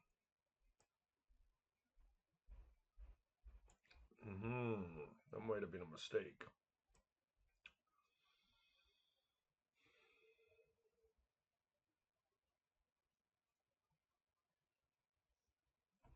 That was a mistake.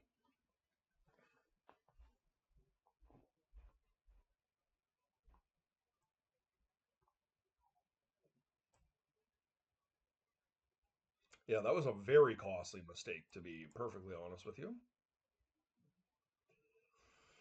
Um,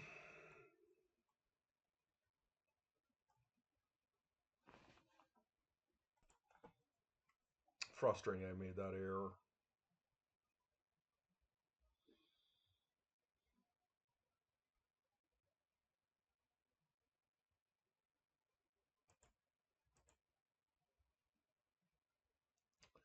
Guess I just get rid of the two inspectors, right?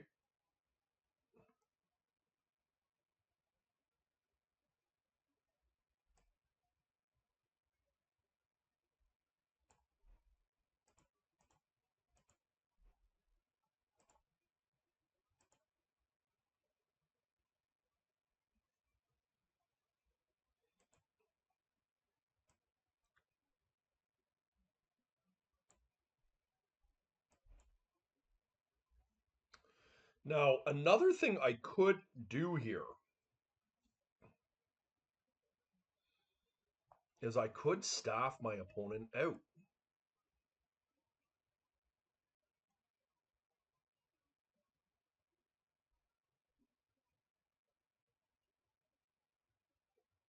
It's been so long since I've staffed somebody that I can't quite remember, but I think 3 is enough to make this work. So I'm going to try this, guys.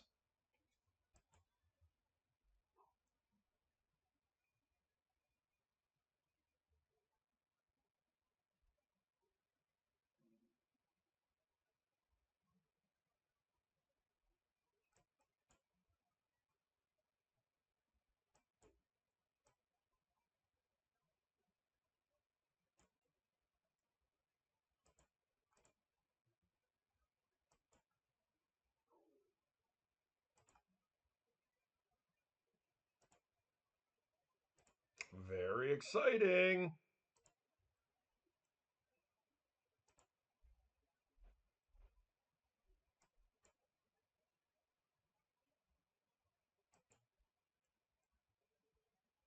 What's going on here? I've completely screwed this up.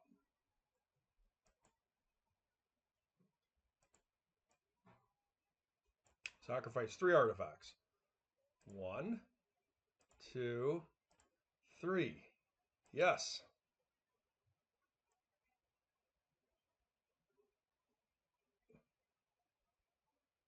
We get a meta worker. Now let's hope.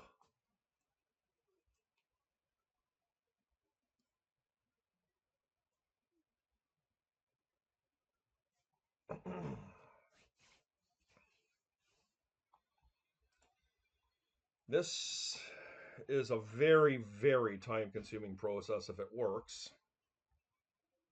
Artifact, please. We did. We'll do this.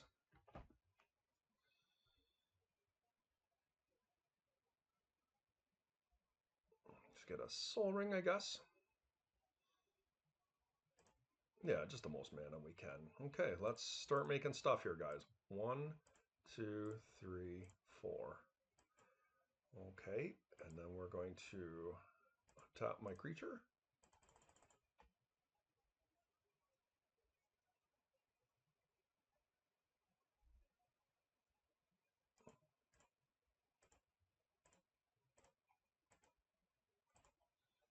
Done. One done, tap the staff. Pretty neat combo. This is an oldie but a goodie.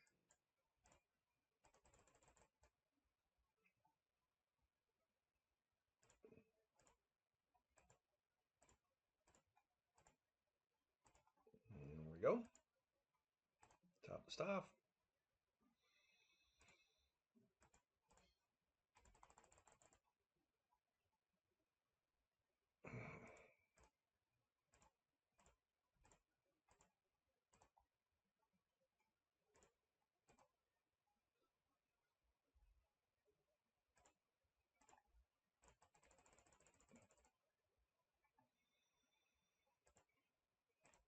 Tap the staff.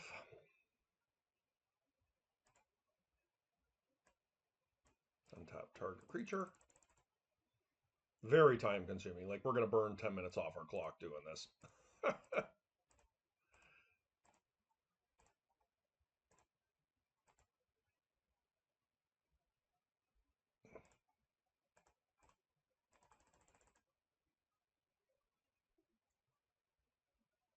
Okay, my opponent conceded there. I was pause the video, guys, just to spare you the pain of having to go through that combo. Our opponent was very gracious and moved on, but essentially what was going to happen there is we were going to draw our deck and cast an obscene amount of creatures and just win the game. So glad you got to see a Meta Worker Staff combo there, as well as we got a Forge Master activation in that game. Pretty sweet. In addition to that, we beat a big contender in like a very strong deck in Shops, or excuse me, beg your pardon, excuse me, in Dredge. You've got to feel good about that. We might bring in Spine of Ishnaw here. Let's take a look and see what we're dealing with.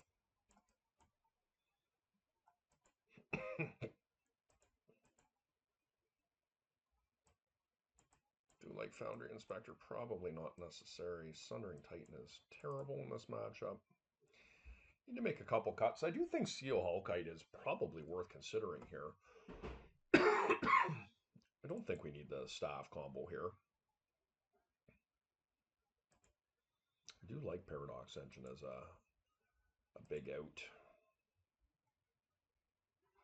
Volt Key does seem good. Just one way we can steal a match for sure. Thorn Amethyst seems good. Do we want to cut a couple spheres? Lodestone Golem is solid here. I do like spheres. I do think spheres are worth keeping to protect ourselves from them vigoring our needles as much as possible. Needles, cages, all that sort of thing. I think Metal Worker could just be underwhelming here. That said, it is a way that we can turbo things out, so maybe it's not worth getting rid of. I don't know. Hard to know.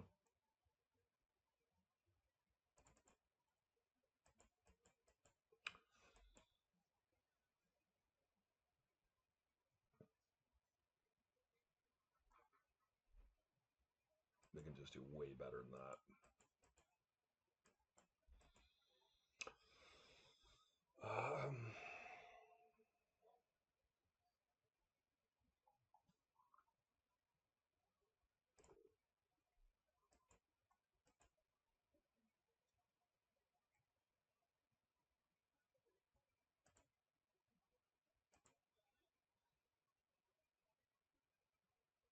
Lotus does help us turbo our stuff out, but I think it's not necessary for us to get a Forge Master going immediately.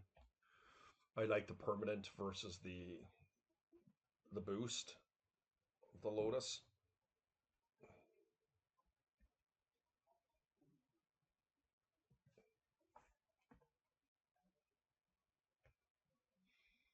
We're pretty vulnerable to Vigor, and I don't think there's much we can do about it.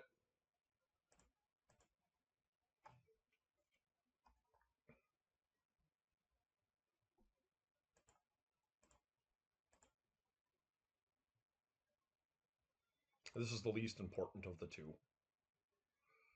between cage.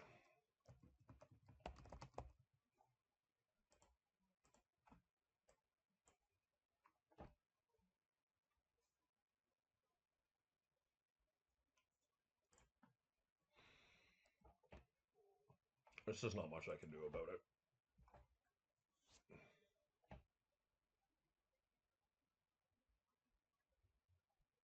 They do have it. Okay.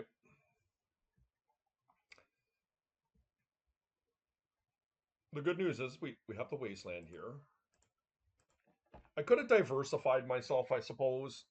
Like played something next turn. That's a possibility, but I think that's okay.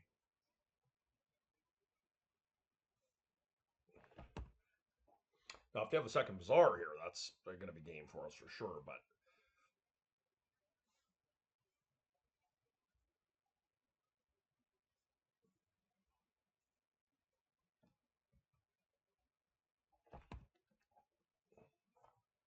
don't see any dredgers there. So if they don't have a Bazaar, we have a crack. They do. Okay. Now, we got a whole bunch of stuff in our deck that can fix this up. We've got Tabernacles. We've also got Cages, which are going to slow them down. Like, I do have a Strip Mine here.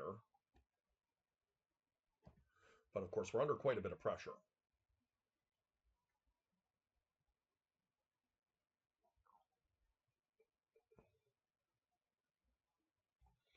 It's actually pretty good.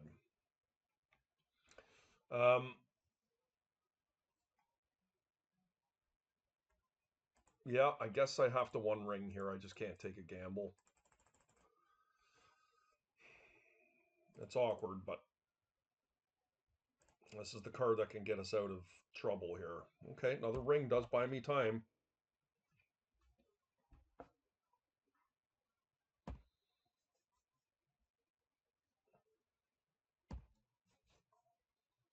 Be sweet if they brought their records back here, forgetting about the blanket I have with the ring.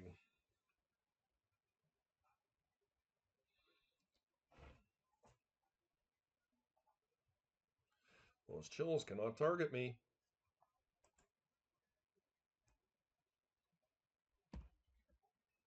That is a blessing for sure.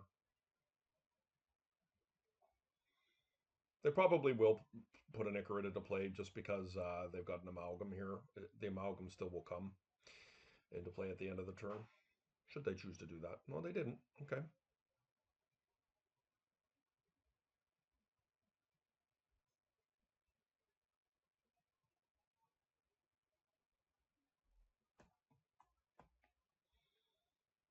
Pretty sweet. Let's see what we can draw here.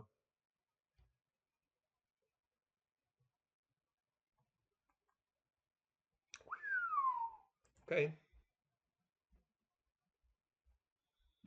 That is really nice. Okay.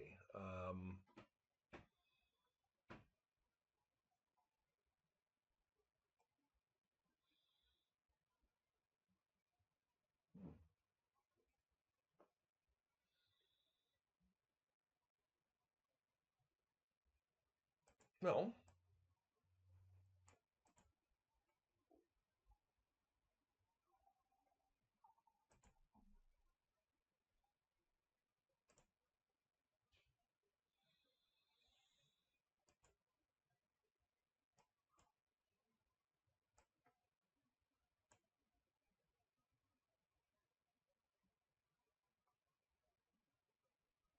Doesn't really matter. I'm going to nuke their whole graveyard here.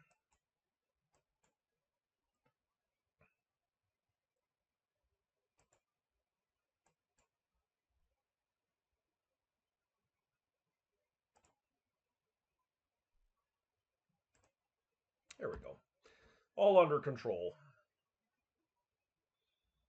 As long as I don't have another Bazaar. Another Bazaar could get me here, but I feel pretty secure here having a second ring with a Worm Coil. I think there's a very good chance we're going to be able to get a Worm Coil out this turn. We're going to draw 4 cards in the least, potentially 5 if we have to use the ring. Our second ring.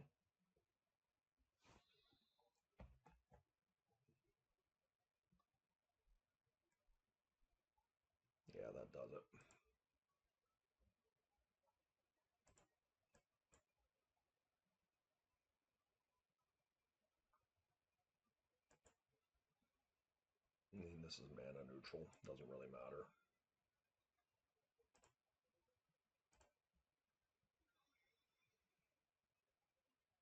And I've got what? What's a lot of mana? 1, 2, 3, 4, 5, 6, 7, 8. So if I go, yeah, I can't quite cast both Wormcoil and just one off, right? Sorry.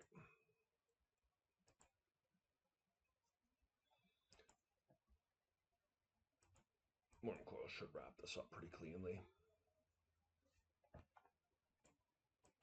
Okay.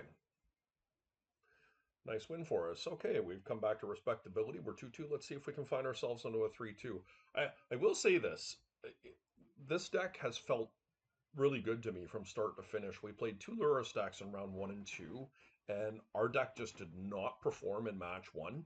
And in match 2, we would have won that match. I'm very confident had I not gotten timed out. Okay, guys, here we are in round 5. Let's see how we can do here. We're going to do. All right. That's a really nice looking hand here. Turn 1 ring into sphere. Oh, yeah, baby. There's also the option here that we could just play the 1 ring, but I feel like I'm going to play around my break trap first. We're just going to play the ring here. And if that doesn't work, then we'll play the sphere. Well, we're going to play the sphere no matter what.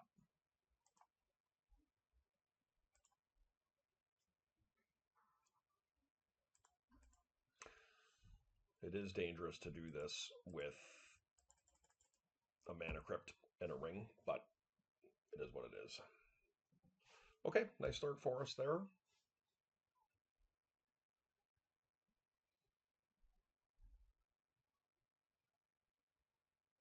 You got a Saga.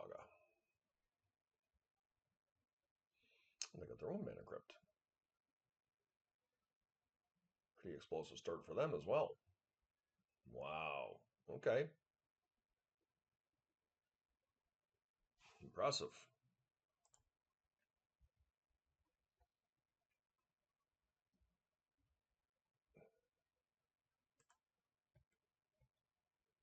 It's so nice when you win those mana crypt flips, I'll tell you.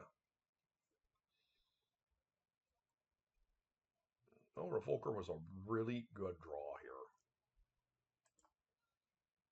So I think I'm just going to put this on Soul Ring.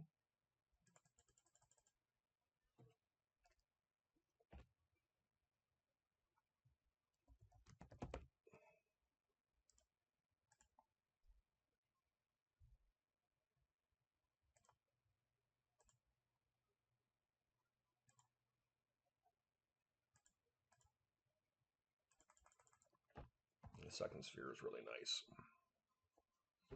All right, here you go.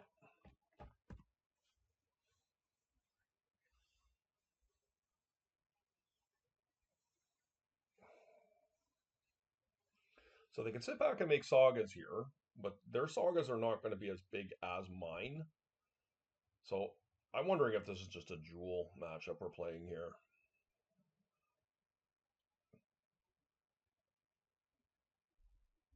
They cannot cast a jewel here. They can cast a ring.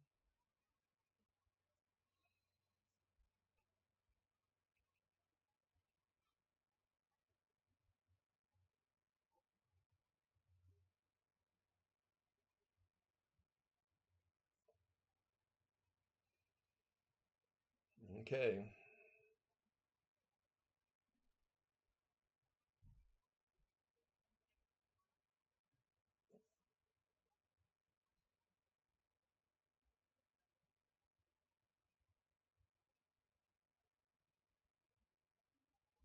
I feel like this is going to be a ring. Yeah. Oh, just put it on my ring. Okay. Well, that's pretty good because my hand is not looking very good right now. With a double ring in it, if they're putting this on the ring.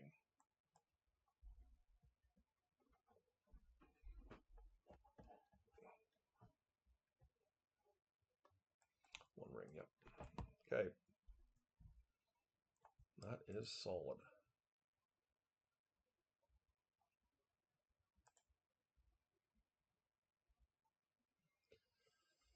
Okay, well,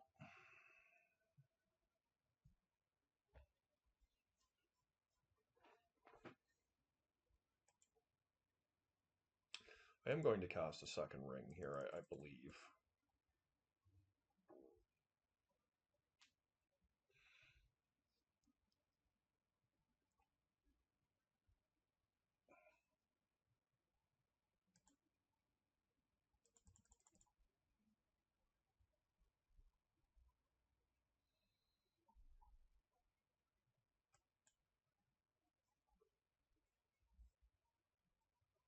Choose that one. Gives me some blanket. And we are just going to proactively make our saga here, guys. The reason I'm doing that is that you don't want to let them get a Pithing Needle into play, so you don't have the ability to respond. And I absolutely am going to attack in here. They can have their soul ring back at the expense. They want to give me my one ring. Okay. Well, I like that trade. It's a good one, guys. So they have their own ring that they're looking to get going here.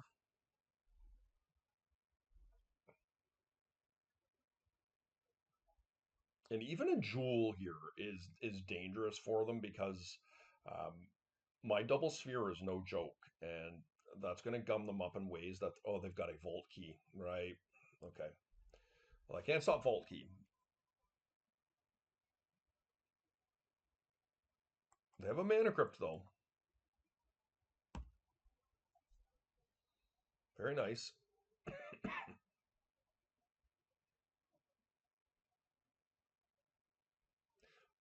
And I have a ring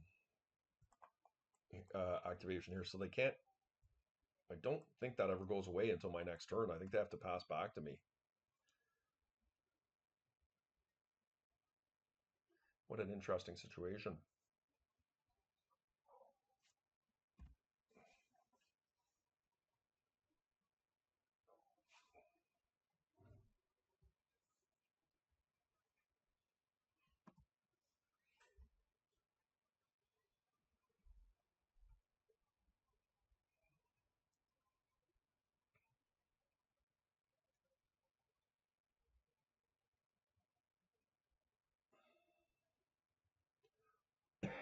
I'm not sure if they have a way out of this without letting me on top, that is.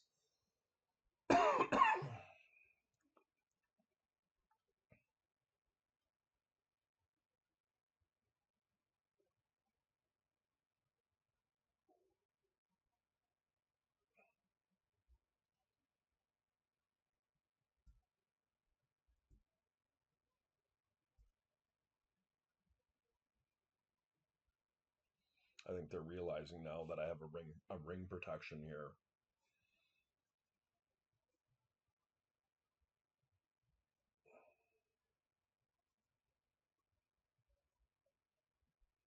Yep.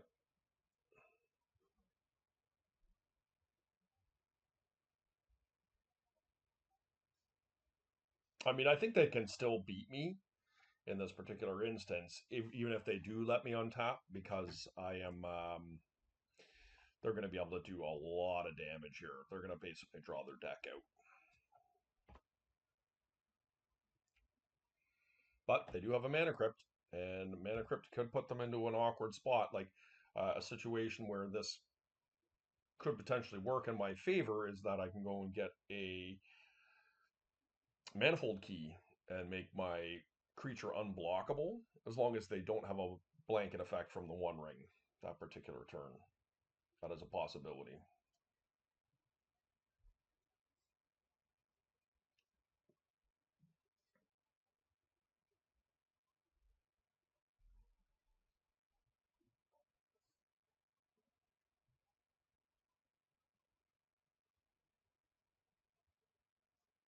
Yeah, it's an interesting situation. I'm sure there is probably a way that they can win this here, but I'm having difficulty coming up with how they do it with the ring protection on my side. I feel like they need to let that issue resolve.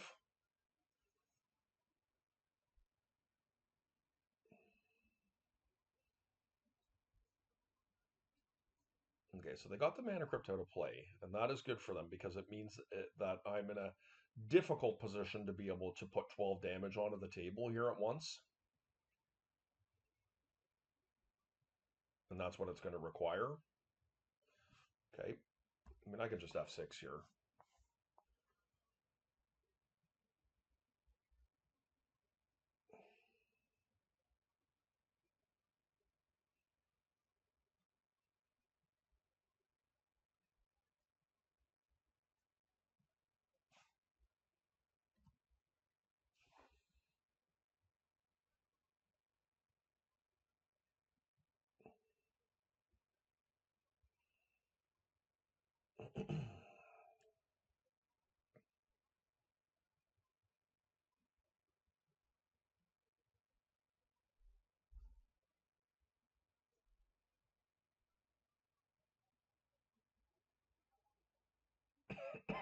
I beg your pardon, excuse me.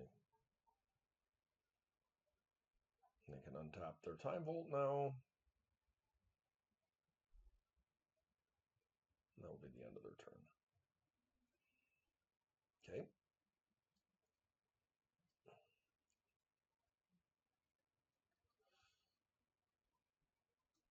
Now Mana Crypt is gone. So we're now in the holding pattern of, can my opponent actually kill me?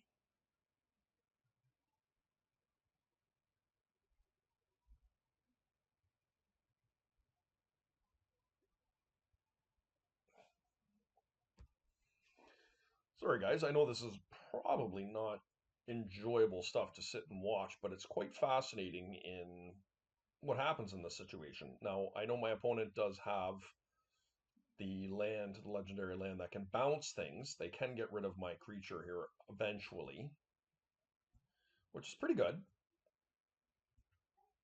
That does put me into a precarious position.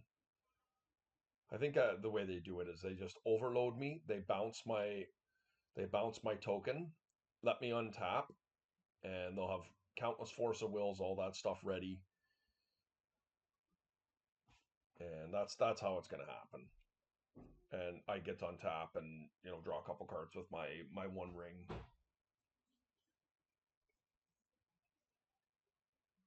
But they control me otherwise.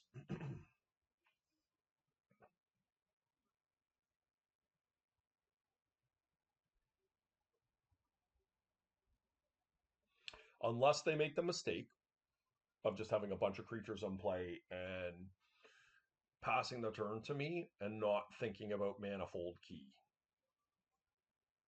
where with the inability to bounce my creature. That would be my out in this game. So they do need to improperly play this in order for me to win, I believe. But I mean, my opponent's down to 22 cards here. And it's amazing what people will miss in situations where they're so deep into the tank with what they're doing on their own end of things that they're not thinking about what I'm doing. They know they have me in a lock here.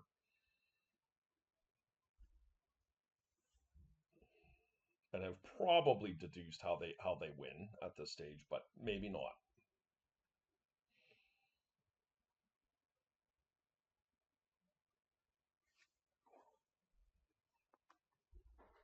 It's another big PO here.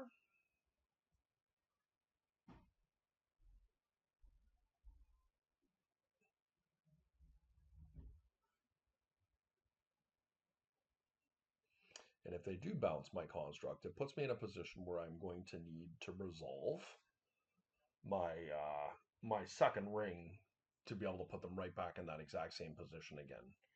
And I will have another construct from my saga. That's kind of how I see that playing out. But I'm sure the opponent is having about as much fun as I was having in round 2 when I timed myself out.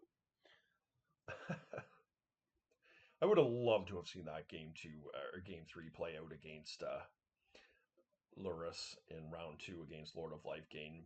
I feel very confident that we were going to win that game, but just didn't have the time to be able to pull it together.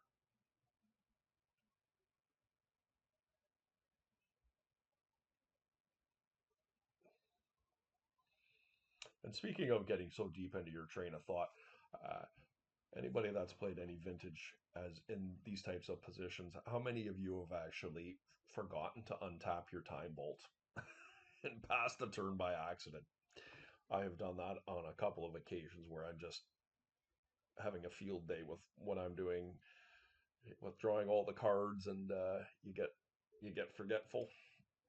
Okay, so my opponent is. Did they pass? No, they did not pass. 13 cards.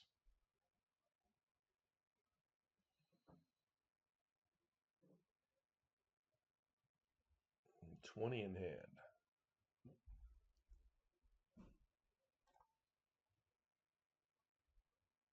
Did they not have to discard last turn? I'm not sure what happened there. I'm just talking away here, but do they pass here? Nope.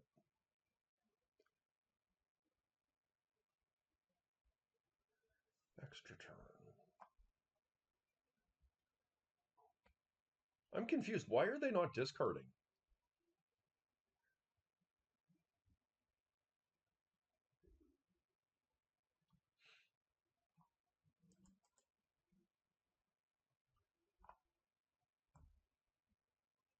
No maximum. Okay. That's why. Makes sense. Okay, they let me on tap here.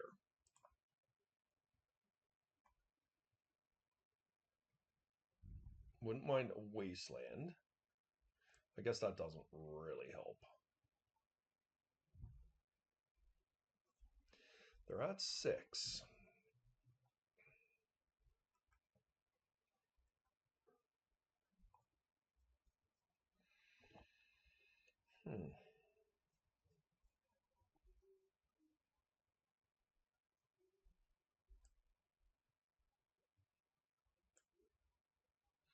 I feel like I need to make a construct. The issue with doing this is that if I get a voltaic key, like they have to have the bounce spell in their hand, right? Oh, they've just played a ring, so it doesn't even matter.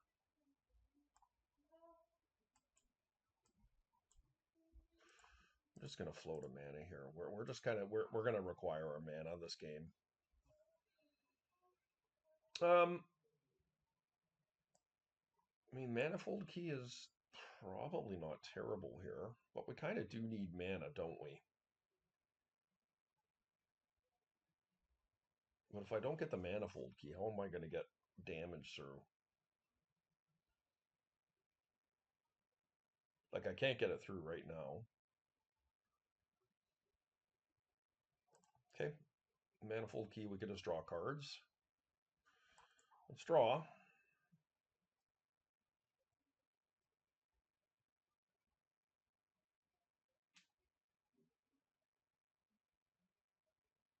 Okay, that is not helpful, really.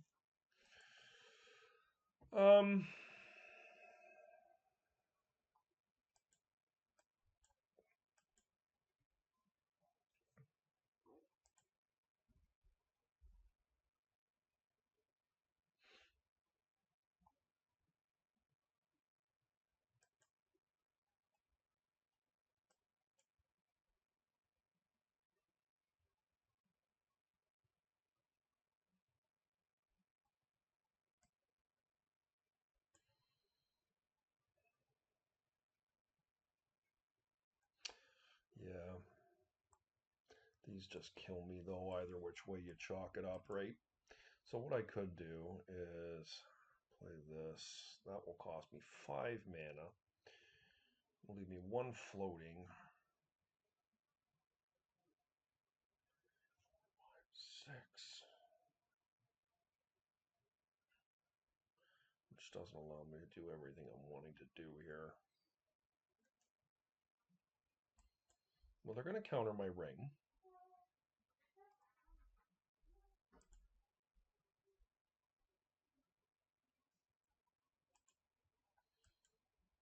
just can't do it all. The sears are kind of a bit of a pain here. 3, 6, 7, 8, 9, 10, 11, which ostensibly is not enough. 11.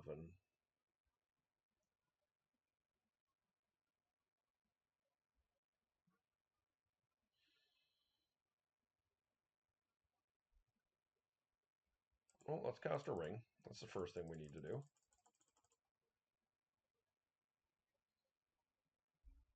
It resolved. Okay, we're back to a holding pattern here.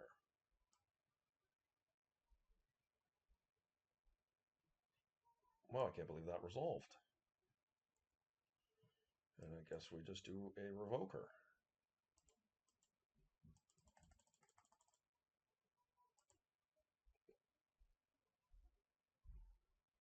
I just let the ring resolve?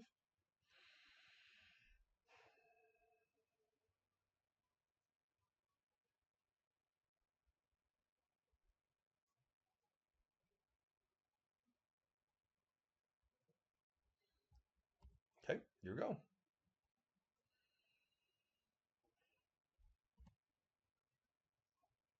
We're just in a holding pattern here. They're just going to pass back to me. Oh. And back to me again. Okay, wow, they're really playing with fire. Let me have all these turns here. Keep winning flips this game. That's so sweet. All right, let's draw some cards, guys. This is one way that we can get out of this.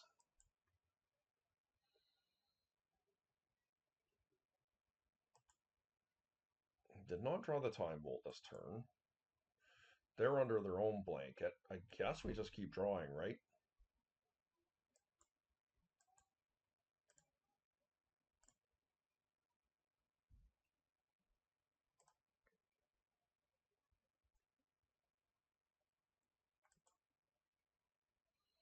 Really wanted to find the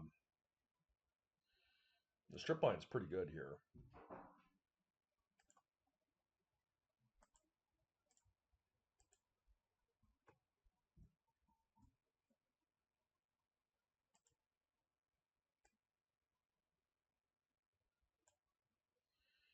The second main.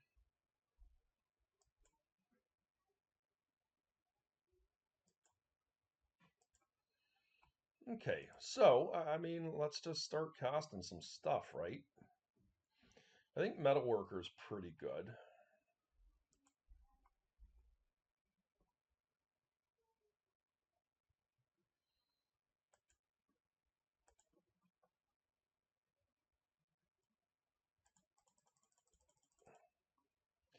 I'm going to cast this first.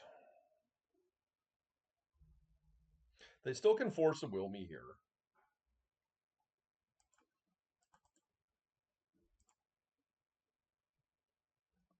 So maybe what I can do in this particular instance is it still costs me 1 for mana neutrality here. Let's cast a black load. Oh no, they got Trinisphere in play.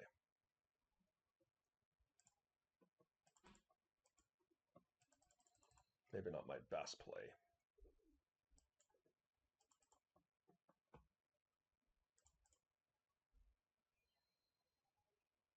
But if they let me untap with a metal, okay, they do have the force or the metal worker. I'm going to say if they let me untap with that metal worker, so I'm going to need some things to go right in this instance. But my opponent is burning through some forces here. Okay, can't do anything else here. So we'll pass turn and we'll see what they do. Now I think they just kill me.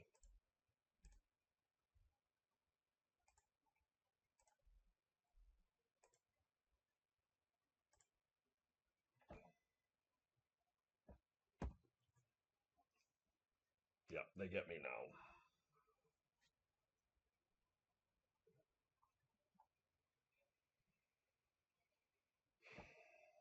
They got me this time. They did get it. They figured it out. And we will give them the gratification of the kill here. All right, and what a great game. I'm sure you didn't enjoy it, but I found it quite an interesting puzzle. It didn't end up working out for us, but I thought it was fairly polarizing. All right, so I think we do want the other worm coil. I do like mind break traps here. I could see the pithing needle coming in. Time vault's pretty good. Staff of domination pretty good. If we can combo. Steel hug kite is probably fine. Does feel a little bit clunky though, doesn't it? Like that's just not probably how we're going to win our games. Key, manifold key.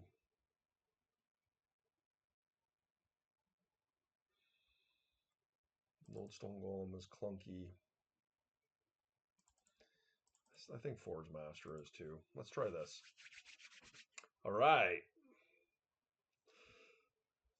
Excited about this game. I really enjoyed playing this deck. If I could get some more reps under my belt, I feel like it could be quite potent. Okay, this is fine. A little bit on the clunky side.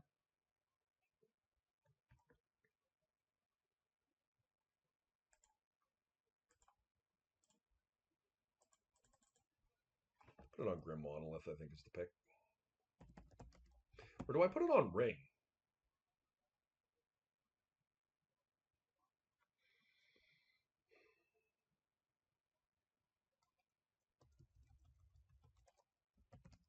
That's interesting. I'm gonna put it on the Ring.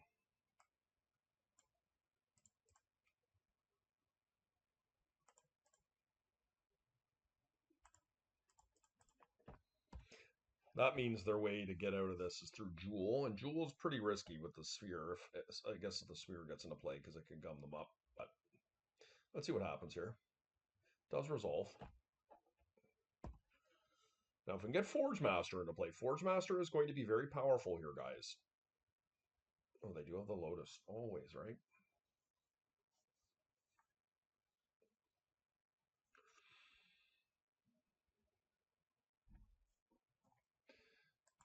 It's pretty good. 2, 3, 4, 5.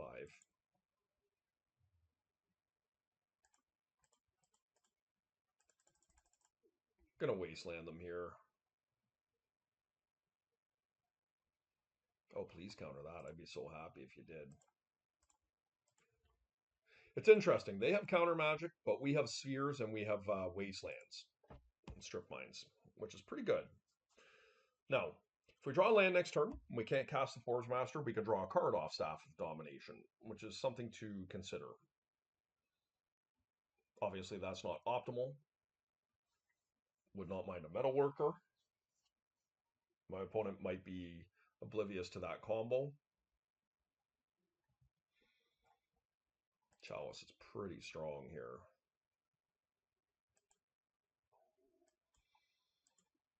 Okay, well, we don't have a play.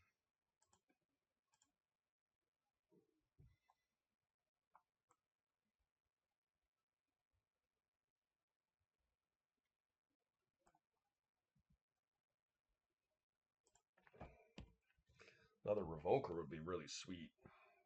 Shut that Lotus off.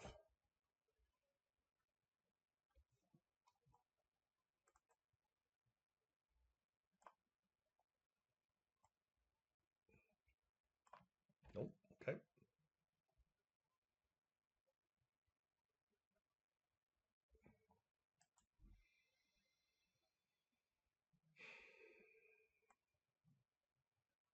No, we're both bricking here.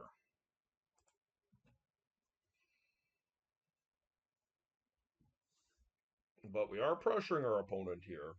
Okay.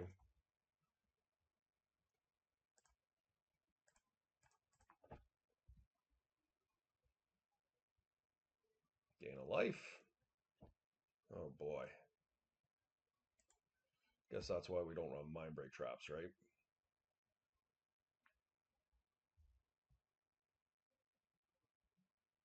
Uh-oh.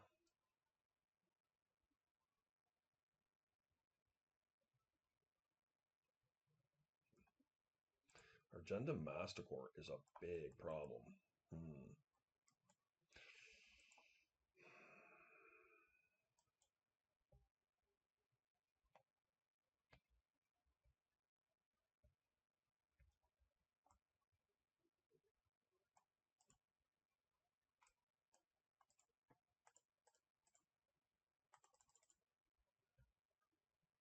Tap down the Master Core, sneaking a couple damage here. I mean, that is just astronomical that we peeled 3 Mind Break traps in a row, guys. Very disappointing.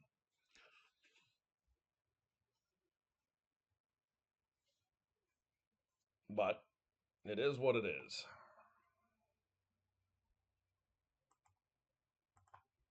See what they target here.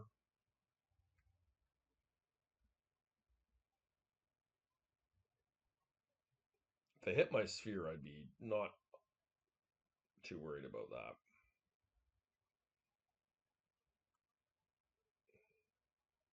They have to realize they are under pressure here from my... Okay, they're going to do that.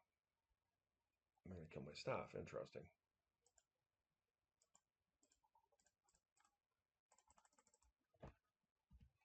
Okay.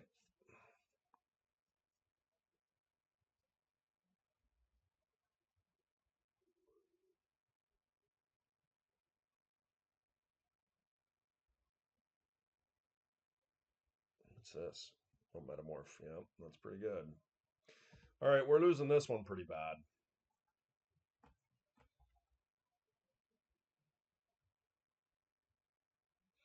Just like, I mean, I don't like to talk it up like if I had this or if I had that, I could have won, but this is very low prevalence. Just anything, right? A land, a sphere, another creature, just something. But we drew 3 Mind Break traps in a row, and I only have 3 of them in my deck.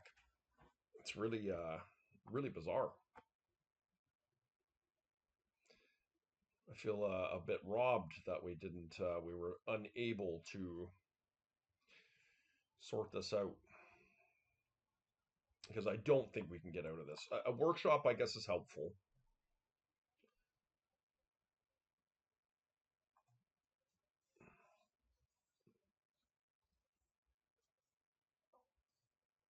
These Master Cores do come at a price, but they're going to kill me very quickly.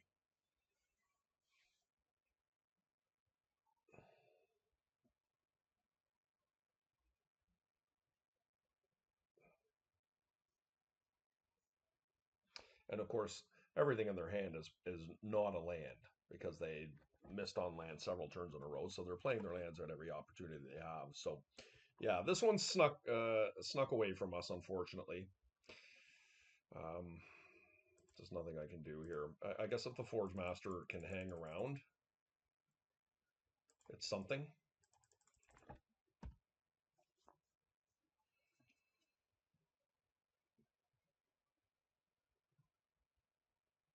The question is, can they kill the Forge Master? I think the only card in their deck that really does it is Force of Will and Jewel.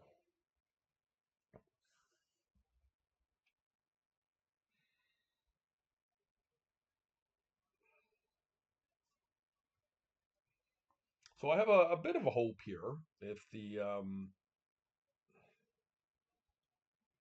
okay, so they're going for that.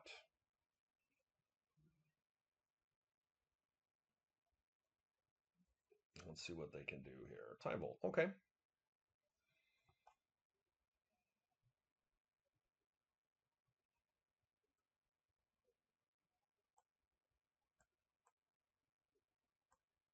That turns my Ancient Tomb off if they give me a double hit here and I just take it. Okay, they're going to kill my Revoker. Yep, nothing I can do about that. Let's see what happens here. Part of me hoped they'd kill my Chalice there to try and turn my Mind Break traps on. Okay, I mean, we're going to 1.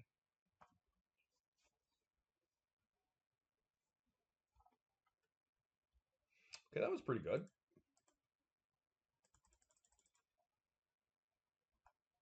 mostly because it's a blocker.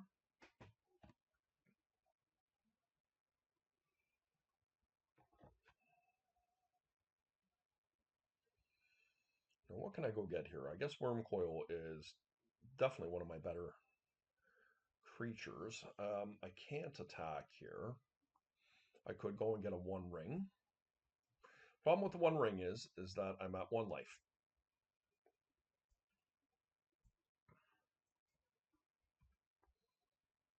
Let's see what they do.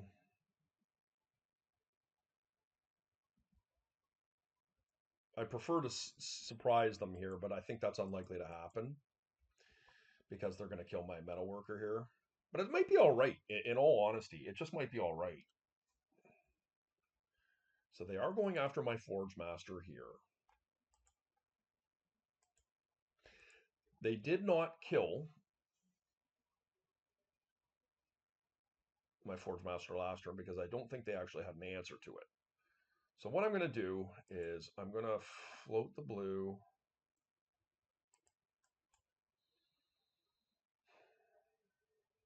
Keep my metal worker around. Sacrifice Chalice.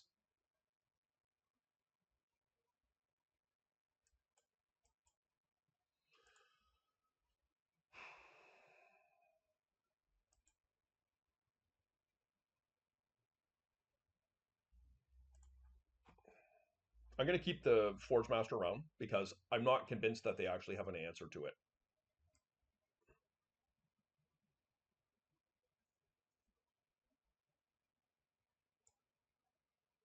Get a Worm Coil.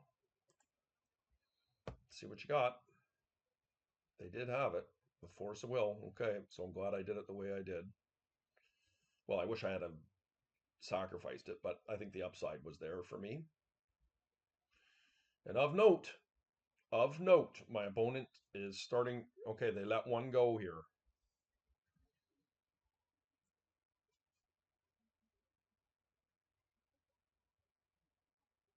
They have Metamorph.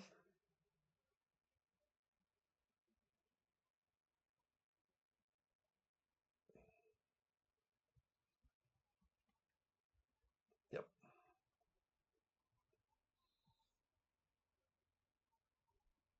Can't attack. Okay.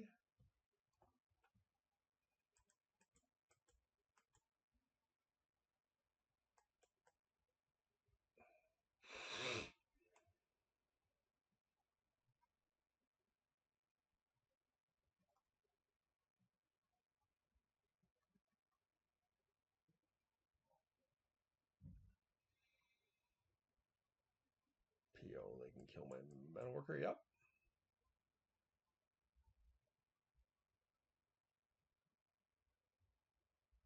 I have to block here.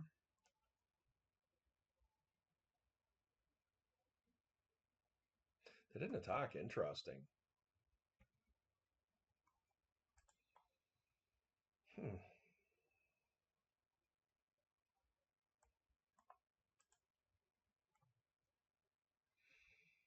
One ring's pretty good if I gain some life. I'm going to attack here.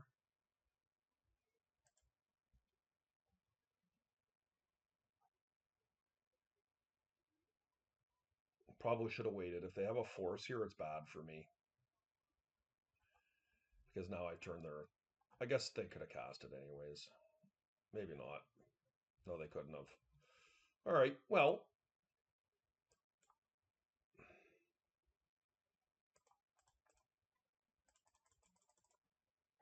Let's hope they don't have a force of will.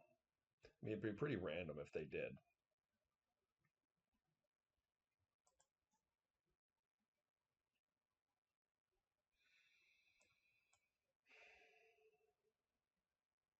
Okay, here we go.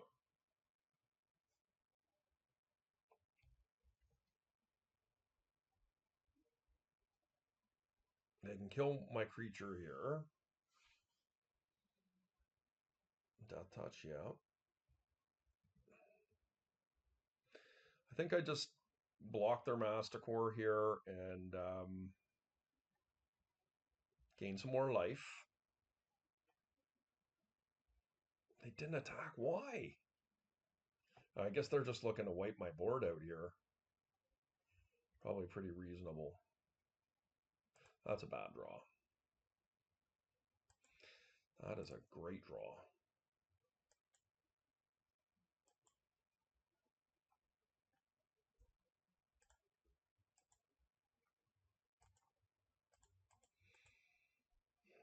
What if they have a force of will here?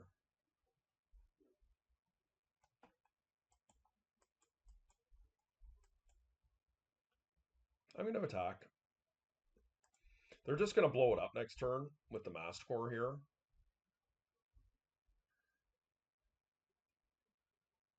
Just taking it, okay?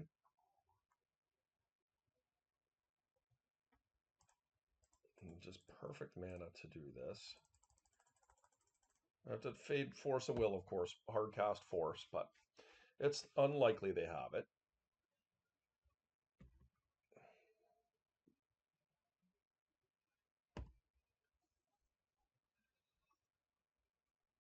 Hopefully it's not a Jewel in their hand. That would suck. I mean, we're walking along a Cullis here, but we are doing well otherwise. I really need an Academy. Academy would be just very strong here if I could get that going.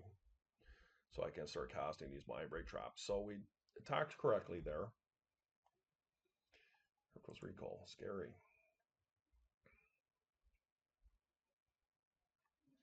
So this is a Jewel by the looks of things.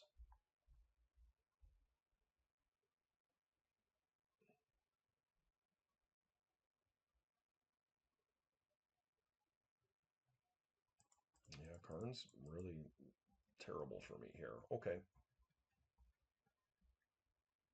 Now they can go and get a card that they can discard to the Masticore, or they can cast it and let the Masticore go. I mean, what they would have with Karn, I don't know, but okay.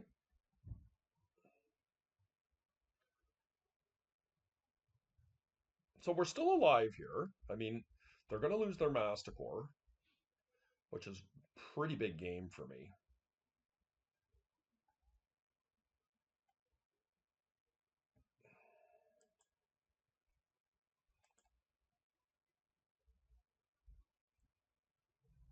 So they can just block very easily here. So I guess I just am going to... Do I want to... I think I'm going to let the Masticore die first. I'm only going to lose 2 life next turn.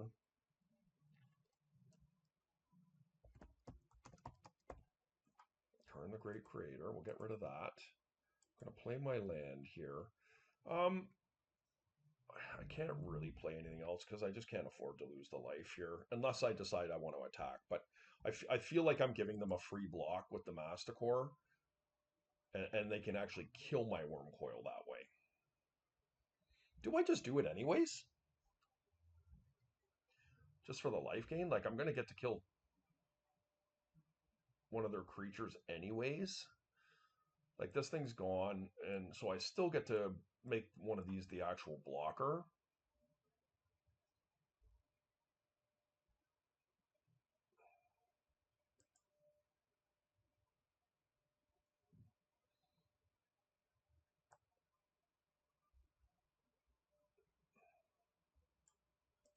I have to go after them, right?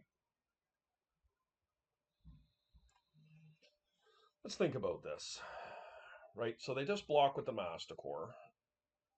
So they can chump that way, and if they do that, that's fantastic because I gain 6 life. But if they double block me, it's no different than if when the Masticore's dead, because I'm just going to let them kill my Wormcoil, and I'll kill the other creature. I go after them, right? Because Karn is currently not in the game, and then next game, I try and go after Karn. Okay, I'm going to attack them. Yeah. Let's go. And it diminishes their Academy as well. They've conceded. Wow. What a game, guys. I don't think my opponent played that optimally, but we will take that. Geez, my opponent has realized that their clock is low. Oh. Was that game? Was that the match, or did they just concede the game? I'm not sure what happened there, but Anyways, this deck was a riot. My lord. The Forge Master actually felt really good. Like we had some really impactful forges there. We had a showing of Sundering Titan at one point. We get Forge Master. We had the Paradox Ring engine going. We did Metal Worker Staff. Um, I really enjoyed playing this, guys. I don't know how you guys feel about it, but definitely leave me some comments. And yeah, you might see another video with this because I really, really enjoyed playing it. Like, comment, subscribe, guys. We're going to see you next time.